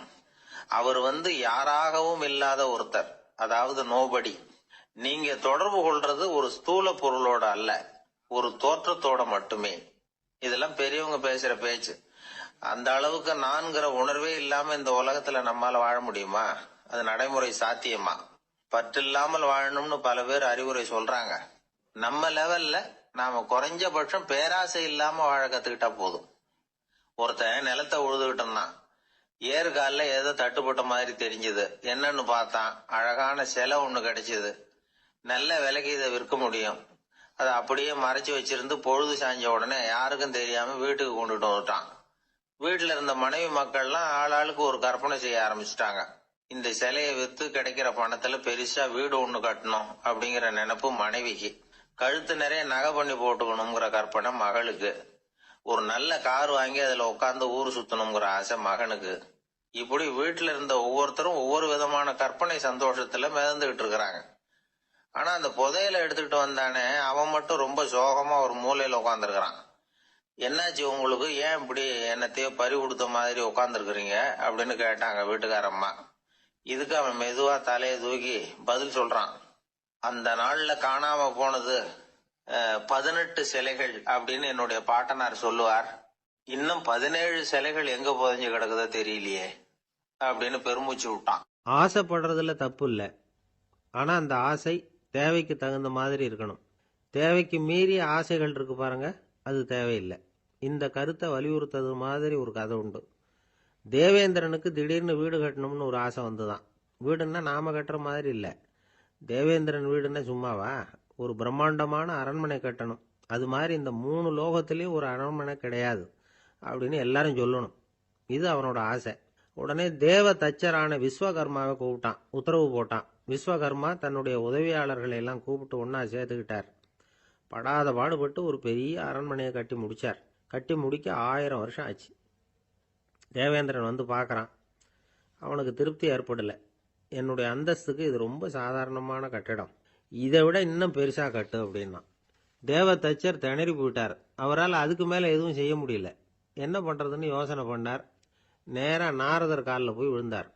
நீங்க தான் என்ன இந்த பிரச்சனையிலேருந்து காப்பாற்றணும்னார். நாரதர் யோசனை பண்ணார். சரி கவலைப்படாதேன்னார். நேரா இந்திரன் கிட்ட போனார்.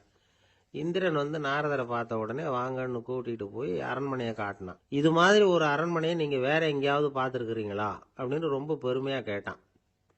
நான் பார்த்ததில்லை, ஆனா என்னை விட வயசுல மூத்தவர் மகரிஷி லோமேசர், அவர் ஒரு வேளை பார்த்துருக்கிறாரா என்னமோ அப்படின்னார். உடனே அவரை மனசுல நினைச்சு தியானம் பண்ணினார். அடுத்த கணம் லோமேசர் அங்க வந்தார். இடையில ஒரு சின்ன துண்டு, கையில ஒரு கமண்டலம், தலையில ஒரு பாய், அவ்வளவுதான் அவர்கிட்ட இருந்தது. எதுக்காக தலையில எந்த பாய் அப்படின்னு கேட்டான் இந்திரன். என்ன மாதிரி அற்ப ஆயுள் உள்ள ஒரு ஜீவன் தனியா வீடு கட்டிக்கிட்டு திண்டாடணுமா? இந்த பாய் தான் ஒரு வீடு மாதிரி எனக்கு நிழல் கொடுக்குது அப்படின்னார் அவர். என்னது, உங்களுக்கு அவ்வளவு கொஞ்சமான ஆயுளா அப்படின்னு ஆச்சரியத்தோட கேட்டான் இந்திரன். ஆமா, இதை பாரு, என்னுடைய மார்புல ஒரு பொற்காசு அளவுக்கு ரோமம் உதிர்ந்துட்டுது. எப்ப என் உடம்புல உள்ள எல்லா ரோமமும் உதிர்ந்துருமோ அப்ப என்னுடைய ஆயுள் முடியும் அப்படின்னார். எப்ப அந்த ரோமங்கள் பூரா உதிரும்னு கேட்டான் இவன். ஒரு பிரம்மா மறைஞ்சதும் ஒரு ரோமம் உதிரும்.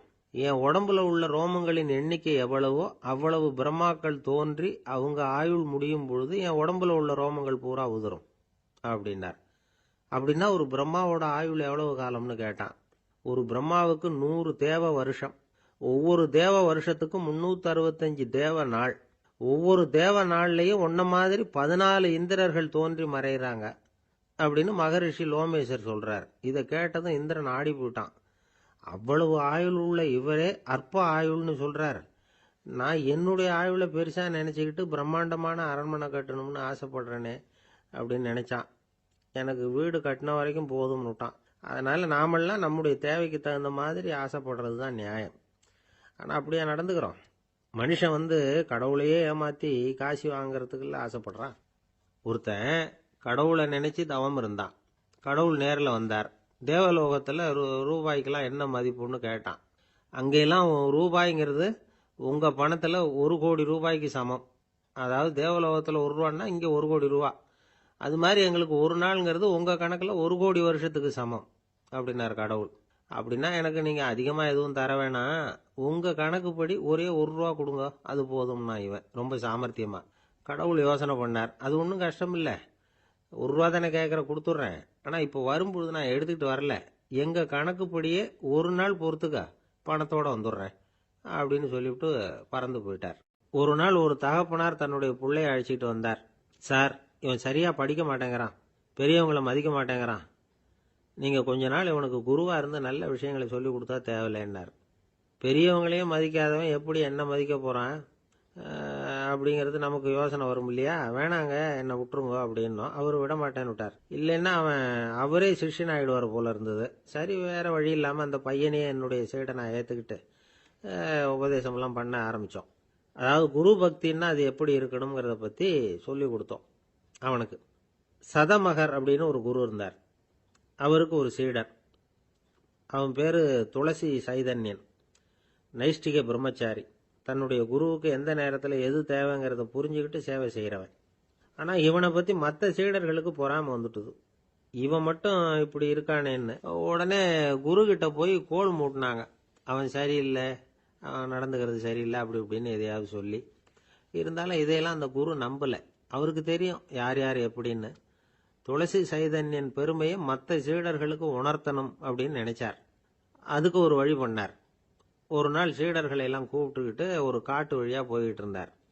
அங்கே ஒரு பெரிய மலை அருவி கொட்டிக்கிட்டு இருந்தது. குரு சீடர்கள் பக்கம் திரும்பினார். இந்த மலையின் மேலே இருந்து அந்த படுபாதாளத்தில் குதிக்கிறதுக்கு உங்களில் யார் தயார் அப்படின்னு கேட்டார்.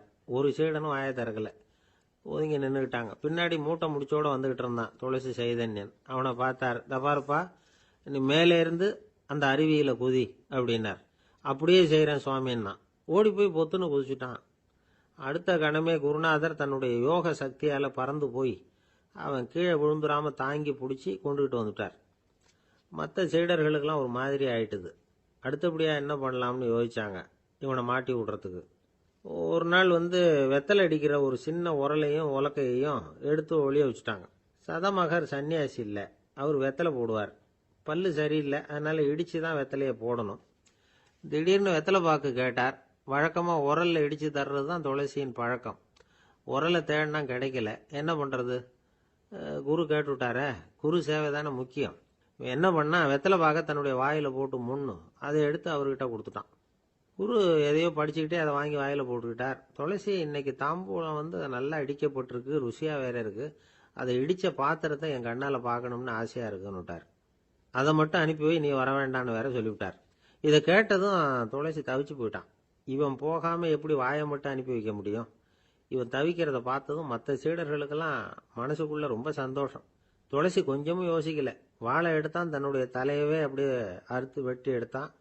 இன்னொரு சீடங்கிட்ட கொடுத்துட்டான், எடுத்துட்டு போன்னு சொல்லி. கொண்டுட்டு போய் குரு முன்னாடி வைக்கிறாங்க. அந்த தலையில வாய் திறந்துருக்கு, வெத்தலை போட்டு முன்னு இருந்தது, தெரிஞ்சு போச்சு, சிவப்பா இருந்தது. அவனுடைய குரு பக்தியை இப்ப எல்லாரும் ஒத்துக்கிட்டாங்க. அதுக்கப்புறம் குரு சதமகர் தன்னுடைய அற்புத திறமையினால அந்த தலையை மறுபடியும் ஒட்ட வச்சுட்டார். துளசிக்கு உயிர் வந்துட்டுது. இப்படி ஒரு பெரிய கதை உண்டு. அதாவது துளசி சைதன்யன் அவனுடைய குரு பக்தி எப்படி அப்படின்னு கேட்டோம். ரொம்ப அபாரம் அப்படின்னு அந்த பையன் அடக்கமா, சும்மா விளையாட்டுக்காக தான் அப்படி அவங்ககிட்ட கேட்டோம். ஏன்பா, உன்னுடைய குரு பக்தியை என்கிட்ட காட்டுறதுக்கு உன்னோட கழுத்தை நீயே அறுக்கணும்னு நான் சொன்னா அதை நீ செய்வியா அப்படின்னு கேட்டோம். என்னுடைய கழுத்தை நானே அறுக்க வேண்டிய அவசியம் இல்லை சார் அப்படின்னா அவன். ஏண்டான்னு, அதே காரியத்தை தான் இனிமே நீங்க தினமும் செய்ய போறீங்களே சார் அப்படிங்கிறான். ஒருத்தர் ரொம்பவும் மகிழ்ச்சியா வந்துகிட்டு இருந்தார். என்ன விஷயம்னு விசாரிச்சேன். நான் தோத்து போயிட்டேன், அதுதான் மனசுக்கு மகிழ்ச்சியா இருக்கு அப்படின்னார். எனக்கு இது ரொம்ப ஆச்சரியமா போச்சு. இந்த உலகத்தில் தோத்து போறவங்க யாரும் மகிழ்ச்சியா இருக்கிறது இல்லை. அப்படி இருக்கிறப்ப இவர் இப்படி சொல்றாரே, எங்க தோத்து போனீங்கன்னு கேட்டேன். அதுக்கப்புறம் தான் அவர் விவரமா சொன்னார். என்னோட 5 வயசு குழந்தையோட நான் விளையாடிக்கிட்டு இருந்தேன். அந்த விளையாட்டில் என் குழந்தை ஜெயிச்சு விட்டுது, நான் தோத்து போயிட்டேன் அப்படின்னார் ரொம்ப உற்சாகமாக. நான் யோசித்து பார்த்தேன். அதாவது நாம் சின்ன குழந்தையா இருக்கிறப்போ எந்த விளையாட்டில் கலந்துக்கிட்டாலும் அதில் நாம தான் ஜெயிக்கணும்னு ஒரு வெறி நமக்குள்ளே இருக்கும். நம்மளை எதிர்த்து விளையாடுறவர் நல்லவரா கெட்டவரா, பெரியவரா சின்னவரா அப்படிங்கிறதெல்லாம் முக்கியம் கிடையாது. அவர் தோத்து போகணும், நாம ஜெயிக்கணும், அதுதான் முக்கியம். எதிரியை சந்தோஷப்படுத்த விளையாடுகிற கலை அப்ப நமக்கு தெரியறதில்ல. வாழ்க்கையில் ஒரு பக்குவம் வந்ததுக்கு அப்புறம் வெற்றி பெறணுங்கிற மன அழுத்தம் போயிடுது. போட்டியில ஜெயிக்கணுங்கிறத விட குழந்தைய சந்தோஷப்படுத்தணுங்கிறது முக்கியமா போச்சு. ஜெயிக்கணுங்கிற வெறி ஓடி போட்டுது. ஒரு குழந்தையா இருந்தப்போ நம்ம வளர்ச்சிக்கு உதவிய வெறி பெரியவனானதுக்கு பிறகு நமக்கு எதிரியா மாறுது. அதை சரியான சமயத்தில் நாம புரிஞ்சுக்கிட்டோம்னா போதும், நாம பொழைச்சிக்கலாம். ஒவ்வொரு மனுஷனுமே வாழ்க்கையோட அடுத்த கட்ட வளர்ச்சியில் அடி எடுத்து வைக்கிற நேரத்தில் தன்கிட்ட இருந்து ஏதோ ஒரு குணத்தை அல்லது தன் குணம் இருந்த ஏதோ ஒரு உறவை நாம இழக்கத்தான் வேண்டியிருக்குது. ஒரு கட்டம் வரைக்கும் உதவியா இருந்த குணம் அடுத்த கட்டத்துக்கு தடையா கூட மாறிடலாம். இந்த பரிமாண மாற்றத்துக்கு உள்ளாகிற ஒவ்வொருத்தரும் பிரத்யட்சமா இதை உணர்றாங்க. ஆனா பல பேர் எப்படின்னா பழசை திறந்துட்டு புதிய கொள்கைகளை உருவாக்கிக்கிறதுக்கு இஷ்டம் இல்லாம இருந்துடுறாங்க, அல்லது அப்படி செய்ய முடியாம தவிக்கிறாங்க. இதையெல்லாம் மீறி அந்த பழசை திறந்துட்டா அதை இழந்ததால உண்டாகிற மன அழுத்தம் சில காலத்துக்கு வருத்திக்கிட்டு தான் இருக்கும், வேற வழி இல்லை. ஆரோக்கியமான ஒரு முன்னேற்றத்துக்காக அந்த மன அழுத்தத்தை தாங்கிக்கத்தான் வேணும் அப்படிங்கிறாரு அந்த உலக புகழ்பெற்ற மேதை ஒருத்தர், இந்த ஸ்காட் பெக் அப்படிங்கிறவர். பிறந்த நாள் முதல் இதுதான் சரி அப்படின்னு கற்பிக்கப்பட்டு வந்த ஒவ்வொரு தத்துவத்தையும் தங்களுடைய வளர்ச்சிக்கு தகுந்த மாதிரி மாற்றி அர்த்தப்படுத்தி கொள்ள முடியாமல் வாழ்க்கை சூழல்ல அப்படியே அரைப்பட்டு தூளாகிறவர்கள் தான் ரொம்ப தவிக்கிறாங்களாம். இதுதான் அவருடைய கருத்து. பெரும்பாலும் மனிதர்களுடைய நடுத்தர வயசுல, அதாவது 30 தாண்டுகிற சமயத்துல தான் இந்த தவிப்பு உண்டாவதுதான். இதை தான் மேற்கத்திய நாடுகளில் அடிக்கடி மிட் லைஃப் கிரைசிஸ் அப்படின்னு சொல்றாங்க. அப்பப்போ பழசையெல்லாம் தொலைச்சி விட்டு புதுசா பிறக்கிறதுக்கு கத்துக்கணும். ஒவ்வொரு நிமிஷத்தையும் அந்த நிமிஷத்துக்கு ஏற்ற சித்தாந்தம் கொண்டவர்களாக சந்திப்போம் அப்படிங்கிறார் அந்த உளவியல் நிபுணர். இப்படி பழகிக்கிட்டா வாழ்க்கை இன்பமயம், இல்லைன்னா தவிப்பு மயம்தான். பழசை தொலைக்க முடியாதவர்கள்ல எத்தனையோ பேர் உண்டு, எத்தனையோ ரகம் உண்டு. அதுல வேடிக்கையான நண்பர்களும் உண்டு. ஒருத்தர் நண்பர் வீட்டுக்கு போனார். அவர் ஏதோ இனிப்பு பலகாரம் கொடுத்து சாப்பிட சொல்லியிருக்கிறாங்க அவங்க வீட்டில். இவர் சாப்பிட்டு பார்த்துட்டு சொன்னாராம், சார் 6 மாசத்துக்கு முன்னாடி ஒரு தடவை இங்க வந்தேன், அப்போ ஒரு இனிப்பு பலகாரம் கொடுத்தீங்க, அது இதை விட நல்லா இருந்தது சார் அப்படின்னாராம். அப்ப செஞ்ச அதே இனிப்பு பலகாரம் தான் சார் இதுவும் அப்படின்னாராம் அவர். 9வது பாடல். தூமணி மாடத்து சுற்றும் விளக்கெரிய தூபம் கமழ துயிலணை மேல் கண் வளரும் மாமன் மகளே, மணிக்கதவும் தாழ்த்திரவாய் மாமீர் அவளை எழுப்பீரோ, உன்மகள்தான் ஊமையோ அன்றிச் செவிடோ அனந்தலோ ஏமப் பெருந்துயில் மந்திரப்பட்டாளோ, மாமாயன் மாதவன் வைகுந்தன் என்றென்று நாமும் பலவும் நவின்றேலோர் எம்பாவாய். அப்பழுக்கற்ற தூய்மையான பரிசுத்தமான மாட மாளிகைகளைச் சுற்றிலும் 4 பக்கங்களிலும் விளக்குகள் ஒளிவிட்டு பிரகாசித்து எரிந்து கொண்டிருக்கவும், அம்மாளிகையைச் சுற்றிலும் அயில் சந்தனம் போன்ற வாசனைப் பொருள்களின் நறுமணம் எங்கும் கமழவும், நல்ல பஞ்சடைத்த மெத்தையில் கண்ணுறக்கம் கொள்ளும் எங்கள் மாமன் மகளே, மாணிக்கங்கள் பதிக்கப் பெற்ற உன் வீட்டு கதவின் தாழ்பாளை திறக்க மாட்டாயா? திறந்து விரைவில் எங்களுடன் சேர்ந்து கொள்ள மாட்டாயா? மாமிகளே, நீங்களாவது அவளை எழுப்பிவிட மாட்டீர்களா? விடிந்து எவ்வளவு நேரமாகிவிட்டது, நாங்கள் இவ்வளவு நேரம் அவளை அழைத்து கொண்டிருக்கிறோமே, அவளுக்கு என்ன ஆயிற்று? ஒரு வார்த்தை கூட பதில் கூற மாட்டேன் என்கிறாளே, அவள் என்ன பேசும் திறனற்ற ஊமையா? அல்லது நாங்கள் அழைப்பது அவளுக்கு கேட்கவில்லையா, காது கேட்கவில்லையா? அல்லது ஆழ்ந்த பேருறக்கத்தில் படுத்து கிடக்கிறாளா? அல்லது யாரேனும் கட்டுப்படுத்தி அவளை பெருந்துயில் கொள்ளுமாறு செய்து விட்டார்களா? அல்லது ஏதேனும் மந்திரம் மாயம் செய்திருக்கிறார்களா? அதன் வசம் கட்டுப்பட்டு இப்படி பேருறக்கம் கொண்டு கிடக்கிறாளே. நாங்கள் அந்த மாமாய செயல்களில் வல்லவனும் மிகுந்த தவமுடைய இலக்குமியின் கணவனும் வைகுண்டத்திற்கு அதிபதியுமான நாராயணன் பெயரை திரும்ப திரும்ப சொல்லி பக்தி பரவசத்தில் ஈடுபட்டு அவளை அழைக்கிறோமே, அவள் ஏன் இன்னும் எழுந்து வந்து கதவை திறந்து எங்களுடன் சேர்ந்து இறைவன் திருப்பெயரை சொல்லி வழிபட மாட்டேன் என்கிறாள்? நீங்களாவது கேட்டுச் சொல்லுங்களேன் என்கிறார்கள். இந்த பாடலின் திரண்ட பொருள் இது. தூமணி மாடத்து சுற்றும் விளக்கெரிய. விளக்கு எரிப்பதற்கே நிறைய செல்வம் இருக்க வேண்டும். இது சீர்மல்கும் ஆய்பாடி செல்வச் சிறுமியர்கள் வாழுகிற இடம். அந்த வீட்டினுடைய அமைப்பு எப்படி இருக்கிறது? தூய்மையான ரத்தின மணிகள் அப்படியே பதிந்து வைத்திருக்கிறார்கள். ஒரு குறிப்பு எழுதுகிறார்கள், அரசர்கள் அந்தப்புறத்திற்கு சிறந்த மணியை கொண்டு அற்புதமான கட்டடத்தை அமைப்பார்களாம். அங்கு வேண்டாம் என்று ஒதுக்கப்பட்ட கற்களை கொண்டுதான் அரண்மனையையே கட்டுவார்களாம். இது துவளில் மண்டபம், அது தூமணி மாடம் என்று அதற்கு ஒரு விளக்கம் சொல்கிறார்கள். ஆக இழைத்து இழைத்து தூய்மையான மணியினை கொண்டு வந்து கட்டியிருக்கிறார்கள். அது ரத்தின மணி. இந்த பெண் எழுந்திருந்திருக்க வேண்டும், எழுந்திருக்கவில்லை.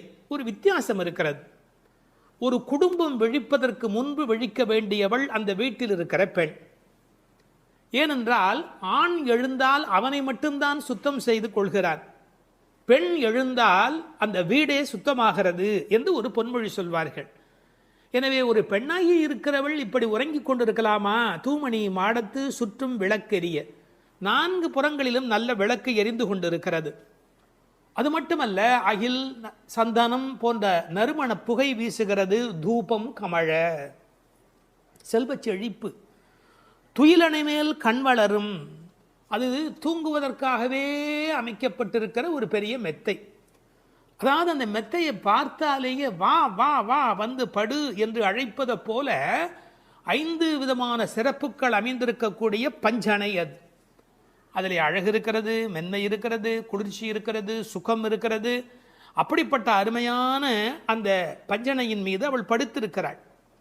தமிழிலே தூங்குகிறார்கள் என்று சொல்ல மாட்டார்கள், கண்வளராய் என்று சொல்வார்கள், மங்களம் கருதி.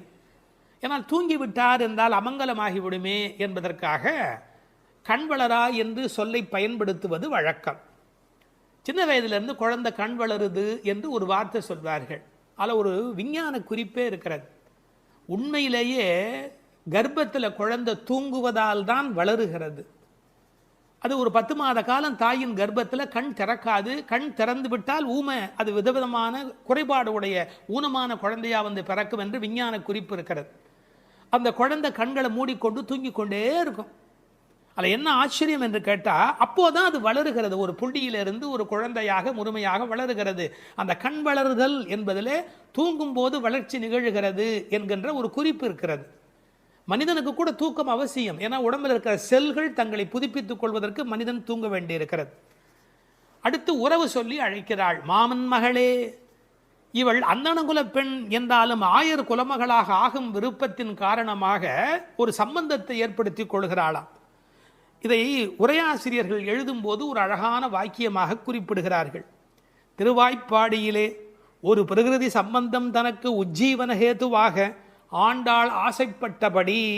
அழகிய மணவாள பெருமாள் நாயனாருடைய வியாக்கியானத்திலே திருவாய்ப்பாடியிலே ஒரு பிரகிருதி சம்பந்தம் தனக்கு உஜ்ஜீவன ஹேதுவாக ஆண்டாள் ஆசைப்பட்டபடி மாமன் மகளே என்று உறவு சொல்லி அவள் அழைக்கிறாள்.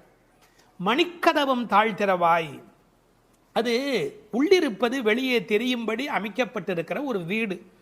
அவள் எப்படி தூங்குகிறாள் என்பது கூட வெளியே தெரிகிறது. அந்த கட்டில், அந்த மெத்தை, அந்த விளக்கு எரிகிறது. இந்த பாடலே மிக ரசமான ஒரு பாடல்.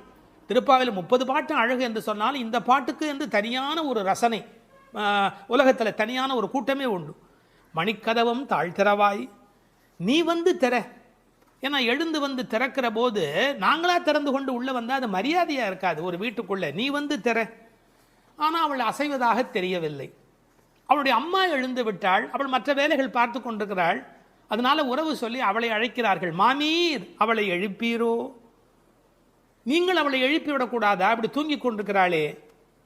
உன் மகள்தான் தன்னுடைய தோழியினுடைய தாயை பார்த்து சொல்கிறாள், உன் மகள்தான் ஊமையோ அன்றி செவிடோ. என்ன பொருள் தெரியுமா? பேச்சு வராதவர்கள் என்று பொருள் அல்ல. ஊமை என்ற சொல்லுக்கு இறை நாமம் சொல்லாதவர் என்று பொருள் என்று எழுதுகிறார். இறைவனுடைய நாமத்தை சொல்ல வேண்டிய சந்தர்ப்பத்தில் சொல்லவில்லை என்றால் பிறகு நாக்கிருந்து என்ன பையன்? பேசாத நாளெல்லாம் பிறவா நாளே என்பார்கள் அல்லவா? உண்ணா நாள் என்பது இந்த உலகத்தில் சாப்பிடாத நாள் அல்ல, உன்னை வணங்காத நாள் தான் உண்மையிலேயே உண்ணா நாள் என்று குறிப்பிடுவார்கள். ஊமையோ அன்றி செவிடோ என இறைவன் புகழ் கேளாத செவி என்ன செவியே என்று சிலப்பதிகாரம் பேசும். இந்த பெருமானுடைய புகழை நாங்கள் சொல்லுகிறோம், அவள் காதிருந்தும் கேட்கவில்லையே. நேற்று வரை நன்றாக பேசினாளே, இன்று என்ன ஊமையாகிவிட்டாளா? அழைப்பு அவள் காதில் போய் விழவில்லையா? அல்லது இரண்டுமே அவளுக்கு இணைந்து விட்டதா? சோம்பல் வயப்பட்டாளா? யாரேனும் மந்திரம் மாயம் செய்து விட்டார்களா? என்ன நடந்து விட்டது? ஊமையோ அன்றி செவிடோ மாமாயன் மாதவன் வைகுந்தன் என்றென்று நாமும் பலவும் நவின்றேலோர் எம்பாவாய். ஏன்னா மந்திர துயில் பட்டாளே, இப்படி அவள் பிடிவாதமான ஒரு தூக்கத்தில் போய் மாட்டிக்கொண்டு இருக்கிறாளே. நாங்கள் அழைக்கிறோம், எதை சொல்லி அழைக்கிறோம்? மாமாயன், மகா மாயையில் வல்லவனாகிய பெருமான். மாதவன், நம்முடைய சாதாரண தவம் அல்ல, எல்லா தவங்களுக்கும் அப்பாற்பட்ட பெரும்பொருள். அந்த தவத்தால் அடைய வேண்டியவன் கருணையினால் தானாகவே நம்மிடத்தில் வருவதால் அவன் மாதவன். வைகுந்தத்தில் இருக்கிறவன் என்றாலும் கருணை காரணமாக ஒவ்வொரு கோயிலிலும் அர்ச்சாவதாரத்தில் எழுந்தருளி இருக்கின்றவன். வைகுண்டபதி என்றாலும் இந்த பூமிக்கு கிடைக்கிறவன். வைகுந்தன் என்றென்று நாமும் பலவும் நவின்று. உண்மையிலேயே திருப்பாவையினுடைய நோக்கமே இறைவனுடைய நாமத்தை பல வகையில் சொல்வது. இறைவனுடைய நாமத்துக்கு மிகுந்த சக்தி அதிகம். கட்டிப்பொன் போலே அவன், பணிப்பொன் போலே திருநாமம் என்று உரை எழுதுவார்கள். அதாவது தங்கத்தில் ஒரு பெரிய கட்டி இருந்தால் கூட அதை வைத்துக்கொண்டு என்ன பண்ணுவது? ஆனால் பணிக்கப்பட்ட பொன், வளைக்கப்பட்ட பொன்னாக இருந்தால் அது பல சமயத்தில் ஆபத்துக்கு உதவும். ஒரு மோதிரமாக இருந்தால் அடகு கடையில் வைத்து கூட ஒரு ஆபத்திலேருந்து வெளியில் வரலாம். இறைவன் வைகுந்தத்திலே இருக்கிறான் என்று சொன்னால் கட்டிப்பொன் போலே, ஆனால் பணிப்பொன் போலே அவனுடைய திருநாமம், நாமம் பலவும். இன்னும் கூட நிறைய விளக்கங்கள் சொல்வார்கள். இறைவனுடைய நாமம் இறைவனை விட செல்வாக்கு உடையது என்று. ஒரு வங்கிக்கு போகிறோம், செக்கில் கையெழுத்து போட்டு கொடுத்தா நம்ம கையெழுத்துக்கு தான் அதிக பலம் இருக்குமே ஒழிய நாமே போய் நின்று கொண்டு பணம் கொடுன்னு கேட்டால் கூட கொடுக்கறதுக்கு யோசிப்பா. எப்படி கொடுப்பார்கள்? கையெழுத்துக்கு அவ்வளோ பெரிய சக்தி இருக்கிறது. அதுபோல் நாமும் இறைவனை காட்டிலும் வலிமை உடையது என்று ஒரு குறிப்பு சொல்வார்கள். ஒரு சின்ன வரலாறு. காஞ்சி மகா சுவாமிகள் உடல்நலக் குறைவு மாதிரி ஜுரத்தில் இருக்கிறார்கள். மருத்துவர் வர சொன்னார்கள். அவர் உடனே மருந்தெல்லாம் கொடுக்க வேண்டி இருக்குமோ என்ற எண்ணத்தில் அவர் வந்தார். உன்னை யார் இப்படியெல்லாம் வர சொன்னா? நீ உட்கார், நான் இப்போ என்னுடைய டெம்பரேச்சர் எடுத்துக்கோ, விஷ்ணு சஹஸ்ரநாமம் சொல்ல போகிறேன், சொல்லி முடிச்சதுக்கப்புறம் டெம்பரேச்சர் எப்படி இருக்கு பார் அப்படின்னு சொல்லிட்டு விஷ்ணு சஹஸ்ரநாமம் சொல்லுவதற்கு முன்பு ஜுரம் இருந்தது. சொல்லி முடித்த பிறகு ஜுரம் இல்லவே இல்லை. உன்னை எதுக்கு தெரியுமா கூப்பிட்டேன்? மருந்து கொடுத்து தான் இதை காப்பாற்றணுங்கிறது இல்லை, விஷ்ணு சஹஸ்ரநாமம் சொன்னாலேயே ஜுரம் போயிடும்னு தெரிஞ்சுக்கோ என்று ஒரு செய்தி சொன்னதாக ஒரு வரலாறு உண்டு. அவனுடைய நாமம் எல்லா நோய்களையும் போக்கக்கூடியது. அந்த நாமம் பலவும் நவின்றேலோர் எம்பாவாய். அந்த நாமங்களை நாம் வாய் திறந்து பாடுவோம் என்பதாக இந்த பாட்டு நிறைவு பெறுகிறது. திருப்பாவை 7ஆம் பாடல். நாயகப் பெண் பிள்ளையை எழுப்புகிறார்கள். கீசு கீசென்று எங்கும் ஆனை சாத்தன் கலந்து பேசின பேச்சரவம் கேட்டிலையோ பேய்ப் பெண்ணே, காசும் பிறப்பும் கலகலப்ப கைவேர்த்து வாசன் அருங்குழல் ஆய்ச்சியர் மத்தினால் ஓசைப்படுத்த தயிர் அரவம் கேட்டிலையோ நாயகப் பெண் பிள்ளாய் நாராயணன் மூர்த்தி, கேசவனைப் பாடவும் நீ கேட்டே கிடத்தியோ தேசமுடையாய் திரவேலோர் எம்பாவாய். எங்கள் குழுவுக்கு தலைவியானவளே, நல்ல அழகுடையவளே, கீசு கீசென்று ஆனைச்சாத்தன் பறவைகள் ஆணும் பெண்ணுமாய் தமக்குள் இன்பமாய் பேசிக்கொள்ளும் பேச்சு உன் காதில் விழவில்லையா? பொழுது விடிந்ததை அறியாமல் பேய்த்தூக்கம் தூங்குகிறாயே.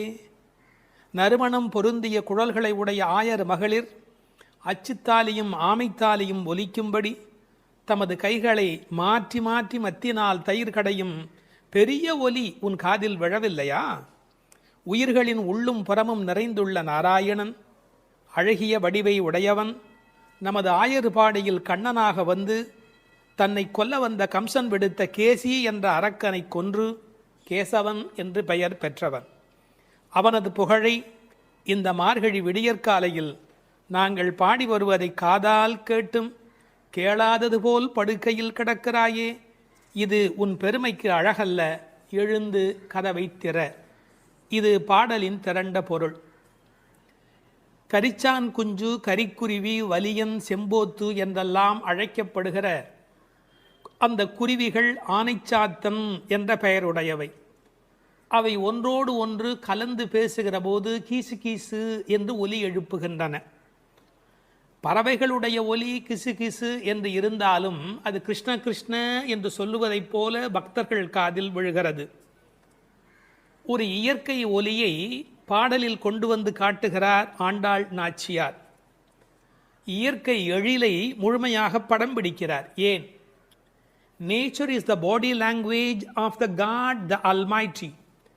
கடவுளின் உடல் மொழி எது என்று கேட்டால் இயற்கைதான் கடவுளின் உடல் மொழி.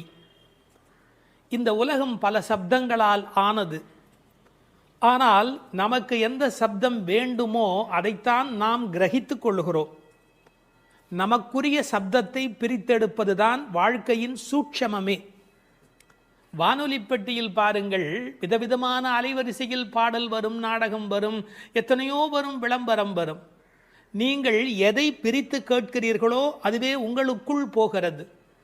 அதுபோல் பிரபஞ்சம் முழுவதும் பல்வேறு சப்தத்தால் நிறைந்திருந்தாலும் அவரவர்கள் அவரவருக்கு உரிய சப்தத்தை தான் எடுத்துக்கொள்ள முடியும். இந்த ஆனைச்சாத்தன் கலந்து பேசின பேச்சரவம் என்கிறாள். கணவன் மனைவி கூட பல வீட்டில் கலந்து பேசுவது இல்லை. ஆனால் இந்த பறவை பட்சிகளுடைய பண்பாடு காலையில் எழுந்தவுடன் மகிழ்ச்சியை வெளிப்படுத்துகின்றன. மனிதன் காலையில் எழுகிற போது மகிழ்ச்சியோடு எழ வேண்டும். நேற்று இரவு தூங்கினோம், அது ஒரு பெரிய விஷயம். இன்று காலை உயிரோடு எழுந்திருக்கிறோம், அதுவும் பெரிய விஷயம். அதனால் மகிழ்ச்சியோடு அந்த மகிழ்ச்சியை கடவுளுக்கு நன்றி சொல்வதைப் போல பறவை பட்சிகள் சப்தஜாலம் எழுப்புகின்றன.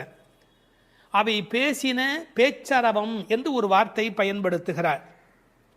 பேச்சு என்பது தெளிவானது, அரவம் என்பது ஒலியை குறிப்பது, ஓசையை குறிப்பது. பெரிய சப்தத்துக்கு அரவம் என்று பொருள் வரும். இவர்கள் தனித்தனியாக பேசுகிறார்கள், மொத்தமாக கேட்கிற போது சப்தம் மட்டும்தான் கேட்கிறது. எதையுமே கூட்டமாக குழப்பிக்கொண்டால் நமக்கு புரிய போவதில்லை. கூர்ந்து தனியாக கவனித்தால்தான் பேச்சு கிடைக்கும், இல்லை என்றால் அரவம் தான் கிடைக்கும்.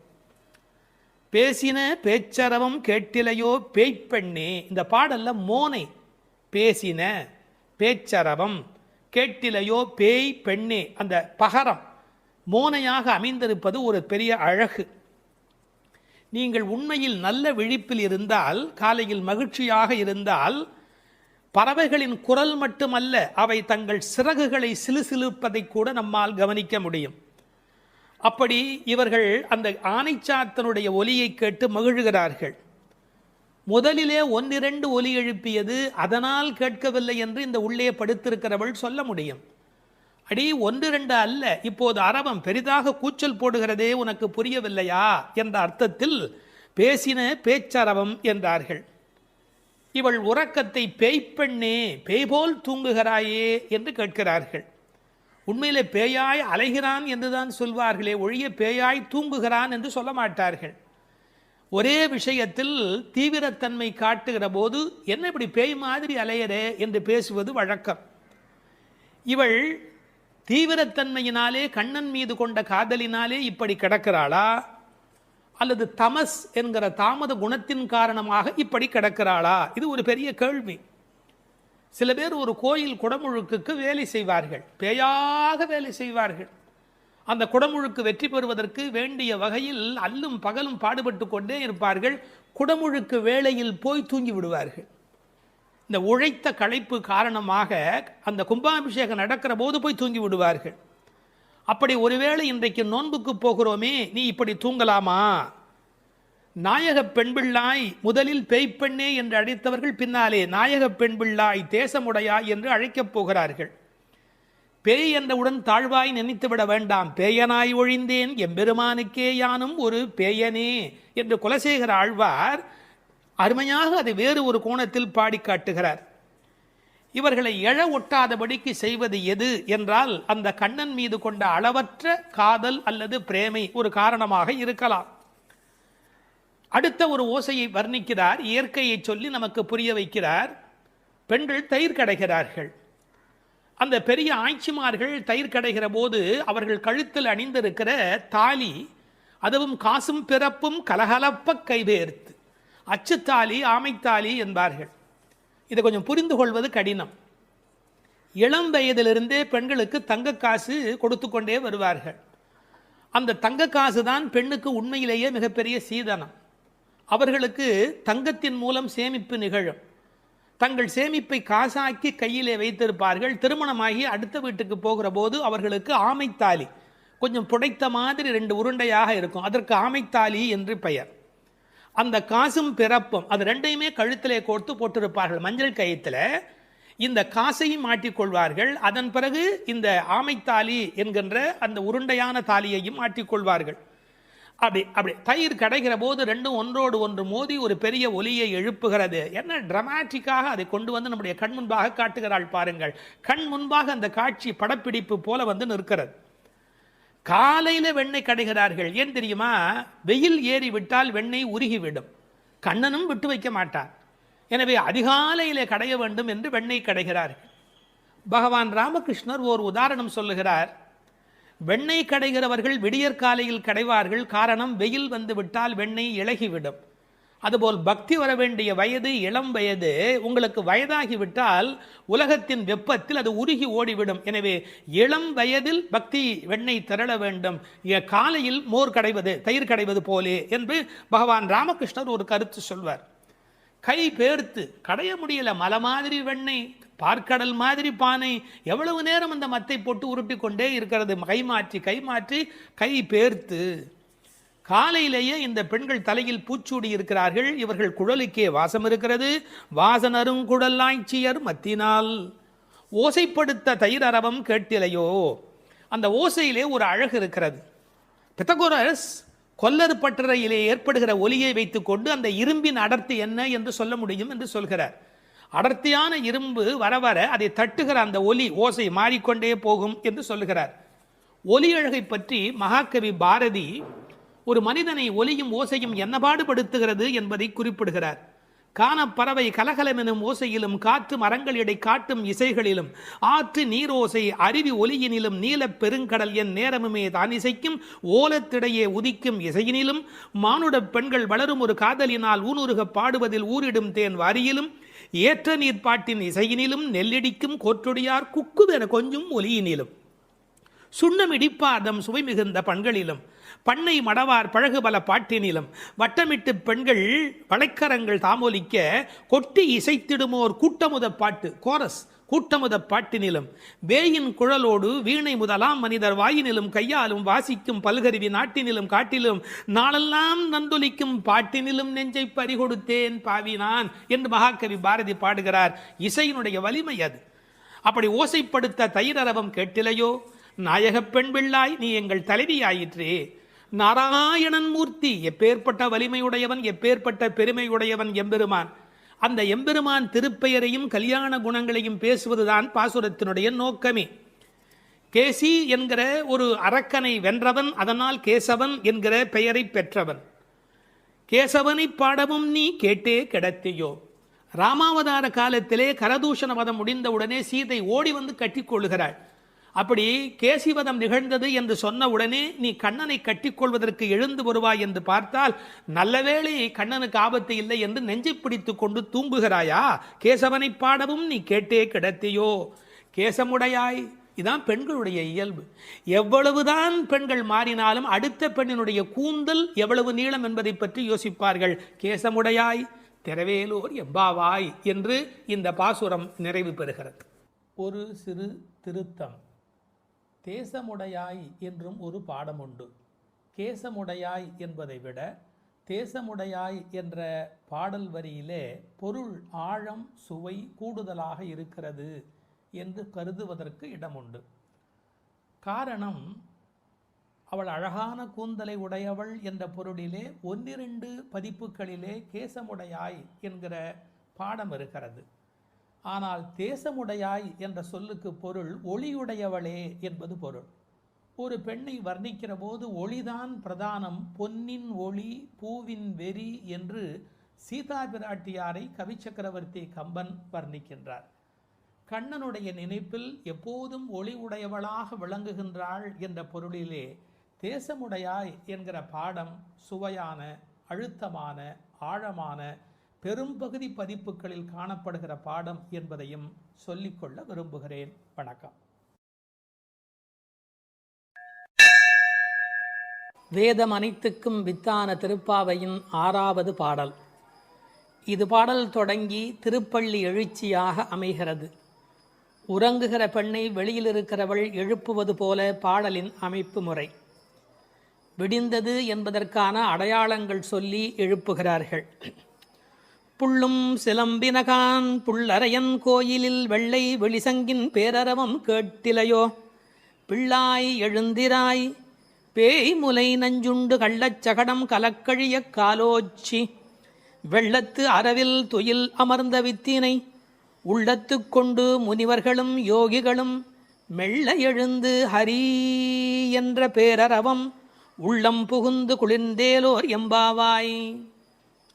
முன் அனுபவம் ஏதுமில்லாத கன்னிப்பெண்ணே, இன்னும் உறங்குகிறாயே?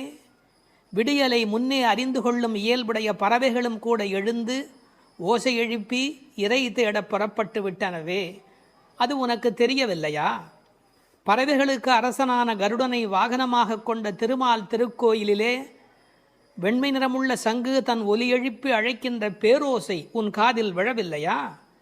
பெண் பிள்ளையே, விரைவில் படுக்கையை விட்டு எழுந்திரு. முன்பு தன் தாய் யசோதை வடிவில் முலைக்காம்பில் நஞ்சையே தீட்டிக் கொண்டு வந்து கண்ணனுக்கு வஞ்சகமாக பாலூட்ட கருதினாளே பூதனை. அவளிடம் பால் பருகுவது போல முலையுண்டு அவள் உயிரையும் உண்டானே கண்ணன். முன்பு கள்ளத்தனமாக சக்கரமாக அவன் முன் தோன்றினானே சகடாசுரன். அவனை தன் திருவடிகளை உயர்த்தியே உதைத்து அவன் கலக்கம் அடைந்து அழிந்து போனானே அந்த கண்ணன். திருப்பார்கடலிலே அமைந்திருக்கும் ஆதிசேஷன் என்னும் பாம்பின் மேல் அரிதுயில் கொண்டிருக்கிறானே அந்த கண்ணன். இவ்வுலக உற்பத்திக்கு மூல காரணமான அந்த கண்ணனை தம் உள்ளத்திலேயே இடைவிடாது தியானித்து கொண்டிருக்கும் முனிவர்களும், இறைவனை எளிதில் அடையும் யோகம் போன்ற உபாயங்களையும் செய்து கொண்டிருக்கும் யோகியர்களும் அலுங்காது அசையாது மெதுவாக நிதானமாக எழுந்து ஹரி ஹரி என்று திருமாலை எண்ணிப்பாடும் பேரோசை உன்னுடைய காதுகளில் கேட்கவில்லையா? ஆனால் இவ்வோசைகள் எல்லாம் எங்கள் செவி வழி புகுந்து உள்ளத்திற்கு குளிர்ச்சி தருகின்றனவே. இந்த அனுபவத்தை எங்களுடன் பகிர்ந்து கொள்வதற்காகவாவது நீ எழுந்து வரமாட்டாயா? இது பாடலின் திரண்ட பொருள். புள்ளும் சிலம்பினகான் புள்ளரையன் கோயிலில். புள்ளும் சிலம்பினகான் என்பது இயற்கையின் அழைப்பு. காலையிலே பறவைகள் ஒலி எழுப்புகின்றன. இதில் புள்ளும் என்றால் அந்த உம்மை சிறப்பு உம்மை. காலை பொழுது எப்படி விடுகிறது என்றால் கோழி கூவுது என்று ஒரு வார்த்தை சொல்வார்கள். மனித வாழ்க்கை இயற்கையோடு கலந்து நிற்கக்கூடிய தனித்த சிறப்புடையது. அது காலையில் இறை தேடுவதற்கு புறப்படுவதற்கு முன்பாக ஒலி எழுப்பி அதன் பிறகு புறப்படும். இறை தேடும் போதே இறை தேடு என்பதுதான் மனிதனுக்கும் விலங்குக்கும் இருக்கிற வித்தியாசம். அதனால் இறை தேடி அது எழுப்புகிற ஒலியை கேட்ட மாத்திரத்தில் இறை தேடி வல்லினரா இறை தேடி நாம் அந்த பெருமானை நினைக்க வேண்டாமா என்ற அர்த்தத்தில் புள்ளும் சிலம்பின என்றாள். தமிழிலே சிலம்புதல் என்றால் ஒலி எழுப்புதல் என்று பொருள். அதிகாலை எழுவதை மனிதன் பறவைகளிடமிருந்து கற்றுக்கொண்டான் என்கிறார்கள். அது மட்டுமல்ல, பறவைகள் மனிதனுக்கு எச்சரிக்கை உணர்வை ஊட்டக்கூடிய ஒரு அடையாளம். ஒரு காலத்தில் காடுகளில் மனித இனம் வாழ்ந்த காலத்தில் பதுங்கி வரும் பாய்ச்சல் மிருகங்கள் குறித்து எச்சரிக்கை ஒலி எழுப்பும் இயல்பு பறவைகளுக்கு உண்டு. எனவே பறவைகளின் ஒலியை பார்த்து வருகிற நன்மை தீமைகளை மனிதன் உணர்கிற பழக்கம் அன்று தொட்டிருந்திருக்கிறது. எனவே வெளியில் விடுகிற விடியலுக்கு அடையாளமாக சொன்னாலும் பறவை ஒலிக்கும் மனித இனத்துக்கும் சம்பந்தம் இருக்கிறதே. புள்ளும் சிலம்பினகான். புல் அரையன் கோயில், பறவைகளுக்கெல்லாம் தலைவன் கருடன். அந்த கருடன் கோயிலிலே, அதாவது திருமாலுடைய திருக்கோயிலிலே சங்கு ஒலி எழுப்பி அழைக்கிறார்களாம். வெள்ளை வெளிசங்கின் பேரரவம் கேட்டிலையோ. வெள்ளை விழிசங்கு, அது ரொம்ப தூய்மையான சங்கு. வெறும் நிறம் மட்டுமல்ல, அது எல்லா வகையிலுமே தூய்மையுடைய ஒன்று, வெண்மையுடைய ஒன்று. அது அழைப்பதற்காகவே பயன்படுத்தப்படுவதாலே வெளிசங்கு கோயிலிலே நடை திறந்து விட்டது. மக்கள் வரலாம், என்பதற்கான அறிவிப்பு சங்கொலியின் மூலம் அந்த ஊருக்கு தெரிவிக்கப்படுகிறது. எனவே கோயில் அழைப்பு வந்துவிட்டதே, நீ எழுந்திருக்க வேண்டாமா? பேரறவும் கேட்டிலையோ? பறவையின் சப்தம் கூட சின்ன சின்னதாக போயிருக்கலாம். இது எத்தனை பெரிய ஒலி, சங்கு ஒலி எழுப்புகிறார்களே, ஊருக்கே கேட்க வேண்டும் என்று எழுப்புகிறார்களே, உனக்கு தெரியவில்லையா? சங்குக்கும் ஆண்டாளுக்கும் இடையில் இருக்கிற தொடர்பு நாச்சியார் திருமொழி நன்கு படித்தவர்களுக்கு தெரியும். கற்பூரம் நாருமோ, கமலப்பூ நாருமோ, திருப்பவளச் செவ்வாய்தான் தித்தித்திருக்குமோ, மறுப்பொசித்த செங்கண்மால் வாய்ச்சுவையும் நாற்றமும் விருப்புற்று கேட்கின்றேன், சொல்லாழி வெண்சங்கே என்று சங்கரை பாராட்டி மகிழ்ந்தவள் ஆண்டாள் நாச்சியார். எனவே வெள்ளை வெளிசங்கு, அதற்கு என்ன பெருமை என்றால் ஓங்கார ஒலி எப்போதும் சங்கிலே காதில் வைத்தால் கேட்டுக்கொண்டே இருக்கும். நமக்கு ஒரு ஆச்சரியம், கண்ணனாகிய கடவுள் குடியிருக்கிற ஊரில் வேறு ஒரு கோயிலா? கோயில் அழைப்பு என்றால் ராமாயணம் படிக்கிற போது ராமன் நாராயணனை போய் வணங்கி வந்த செய்தி இருப்பதைப் போல கண்ணன் ஊரிலும் திருமால் கோயில் இருந்திருக்கிறது. இதில் புறவிடியல் பற்றி பேசினாலும் உண்மையில் அகவிடியலை பற்றி நாம் சிந்திக்க கடமைப்பட்டிருக்கிறோம். இதெல்லாம் காலை நேரத்து அடையாளங்கள். ஆன்மீக விடியல் என்பது ஏற்பட வேண்டும் என்றால் அறியாமை, இருட்டு போக வேண்டும். நீங்கள் இருட்டை விரட்டிவிட முடியுமா? இந்த உலகத்தில் என்ன முயன்றாலும் இருட்டை விரட்ட முடியுமா? ஒரே ஒரு வேலை இருக்கிறது, ஒரு வெளிச்சத்தை நிறுவுவதுதான் மனிதன் செய்ய வேண்டிய வேலை. எல்லாரும் உட்கார்ந்து கொண்டு இருட்டே போ, இருட்டே போ, இருட்டே போ என்றால் போகாது. ஆனால் ஒரு விளக்கை ஏற்றி வைத்தால் இருட்டு காணாமல் போய்விடும். அதுபோல் நம்முடைய அஞ்ஞானம், அறியாமை என்ற மன இருள் நீங்க வேண்டுமென்றால் நாராயணன், இறைவன், பரம்பொருள் என்ற ஒற்றை விளக்கு நமக்கு போதுமானது. அதை சொல்லிவிட்டு பிள்ளாய் எழுந்திராய் என்கிறார். பெண் பிள்ளைகளை ஏ பிள்ளை என்று அழைப்பது தமிழ் மண்ணிலே இருக்கிற ஒரு மரபு. என்ன பிள்ளை இப்படி பேசிக்கிட்டே இருக்கிறியே அப்படிம்பாங்க. அது சிறு பிள்ளைகளை சொல்லுகிற வழக்கம் உண்டு. பிள்ளாய் எழுந்திராய். இந்த பிள்ளாய் என்பதில் இருக்கிற அழகு, சிறுபிள்ளைத்தனமாக நடந்து கொள்கிறாயே. உனக்கு கோயிலுக்கு வந்து முன் அனுபவம் இல்லையா? இந்த சபரிமலைக்கு போகிற போது கன்னிசாமி என்று அழைத்து கொண்டு போவார்கள். எல்லாரும் எழுந்திருக்கிற நேரத்தில் அவர் எழுந்திருக்க மாட்டார், அந்த முறையாக பூஜையில் கலந்து கொள்ள மாட்டார். கன்னிசாமி அவருக்கு விவரம் தெரியல என்று எல்லோரும் சொல்வார்கள். இந்த பிள்ளை எழுந்திருக்கவில்லை, பிள்ளாய் எழுந்திராய் என்றார். அவள் எழுந்திராமைக்கு காரணம் சோம்பல் மட்டுமல்ல, சோம்பலை தாண்டி இன்னொன்றும் இருக்கலாம். என்ன? கிருஷ்ண மயக்கம் என்றும் காரணமாய் இருக்கலாம். மிக முதிர்ந்த நிலை ஒரு காரணமாய் இருக்கலாம். அவளுக்கு அதிர்ச்சி உண்டாகும்படியாக எழுப்புவதற்கு உரிய கண்ணபெருமானுடைய வரலாறுகளை சொல்லுகிறார்கள். பேய்முலை நஞ்சு உண்டு பூதனே என்ற ஒரு அரக்கி தாய்முலைப்பாலில் அமுதிருக்க தவழ்ந்து தளநடை இட்டு சென்று பேய் முலைவாய் வைத்து நஞ்சு உண்டு பித்தன் என்றே பிறர் ஏசன் என்றாய் திருமங்கையாழ்வார் பாடுகிறார். அதாவது தாயிடத்தில் அமுது உண்ணாமல் பேயிடத்தில் போய் உண்டு அவளுக்கு மேலே போவதற்கான வழிமுறையை செய்த பூதனையினுடைய வரலாறு, அரக்கியின் வரலாற்றை சொல்லுகிறார். அடுத்து இன்னொரு வரலாறு, கள்ளச்சகடம் கலக்கழிய காலோச்சி. கள்ளச்சகடம், சகடாசுரன் என்ற ஒரு அசுரன் வஞ்சனையான வடிவத்தில் சக்கரமாய் வருகிறான். அப்போது பெருமான் என்ன செய்தார்? தம் கால்களாலே எட்டி உதைத்தார். தன்னை நேடி வந்த ஆபத்தை அவர் விரட்டுகிறார். என்ன நயம் சொல்வார்கள் தெரியுமா? பெருமாளுடைய திருவடி நம்முடைய கஷ்டத்தை போக்குகிறது என்பதையும் தாண்டி பெருமாளின் துன்பத்தையே போக்கக்கூடியது. இப்படிலாம் அர்த்தம் சொல்லலாமா என்று கேட்பார்கள். உயர்வர உயர்நலம் உடையவன் எவனவன், மயர்வர மதிநலம் அருளினன் எவன் அவன். இந்த பாசுரத்திலே துயரரு சுடரடி என்று ஒரு வாசகம் வரும். அந்த துயரரு சுடரடி என்பதற்கு வியாக்கியானம் செய்த பெருமக்கள் நம்முடைய துயர் என்று கூட அர்த்தம் செய்ய வேண்டிய அவசியமில்லை. பக்தனுக்கு அனுகிரகம் பண்ணுவதற்கு திருவடி இருந்தும் பக்தன் தன்னிடத்தில் வந்து அதை பெறாத போது பகவான் துயரமுறுகிறான். தாய் தன்னுடைய முலைப்பாலை தரையிலே பிச்சுமா போல அருளை அவன் பக்தர்களுக்கு வழங்குகிறான் என்று எழுதினார்கள். எனவே பெருமானுடைய திருவடி பெருமானுடைய துன்பங்களையே நீக்கியது என்றும் பொருள் கொள்ளலாம். மனிதர்களுக்கு ஒவ்வாதது ரெண்டு காரம், ஒன்று அகங்காரம், மமகாரம். அப்படி தோன்றிய அசுரர்களை அவன் அழித்திருக்கிறான். வெள்ளத்தரவில் துயிலமர்ந்த வித்து, இந்த உலகத்துக்கெல்லாம் மூலமான வித்து. நல்ல தண்ணீர் நனைத்துதான் விதையை நடுவார்கள். இவன் வெள்ளத்து அரவில் பார்க்கடலிலே பாம்பிலே படுத்திருக்கிறான். வெள்ளை வெள்ளத்தின் மேலொரு பாம்பின் மிசை கள்ள நித்திரை கொள்ளும் பரமன் என்பார்கள். நீர் குளிர்ச்சி, பாம்பு குளிர்ச்சி, அந்த குளிர்ச்சிக்கு மேல் குளிர்ச்சியாக கண்ணபெருமானுடைய தோற்றம் குளிர்ச்சி. முதல் தனி வித்தேயோ என்று நம்மாழ்வார் பாடுவார். ஆலமர் வித்தின் அரும் குரலன் என்று கம்பர் பாடுவார். விச்சி இன்றி விளைவது இல்லை என்று பிரகலாதனுடைய சரித்திரத்தை பாட வந்த இடத்திலே கவி சக்கரவர்த்தி கம்பன் பாடுகிறார். இந்த உலகத்துக்கெல்லாம் ஒரு மூல விதை உண்டு, அந்த விதை இறைவன் என்பதை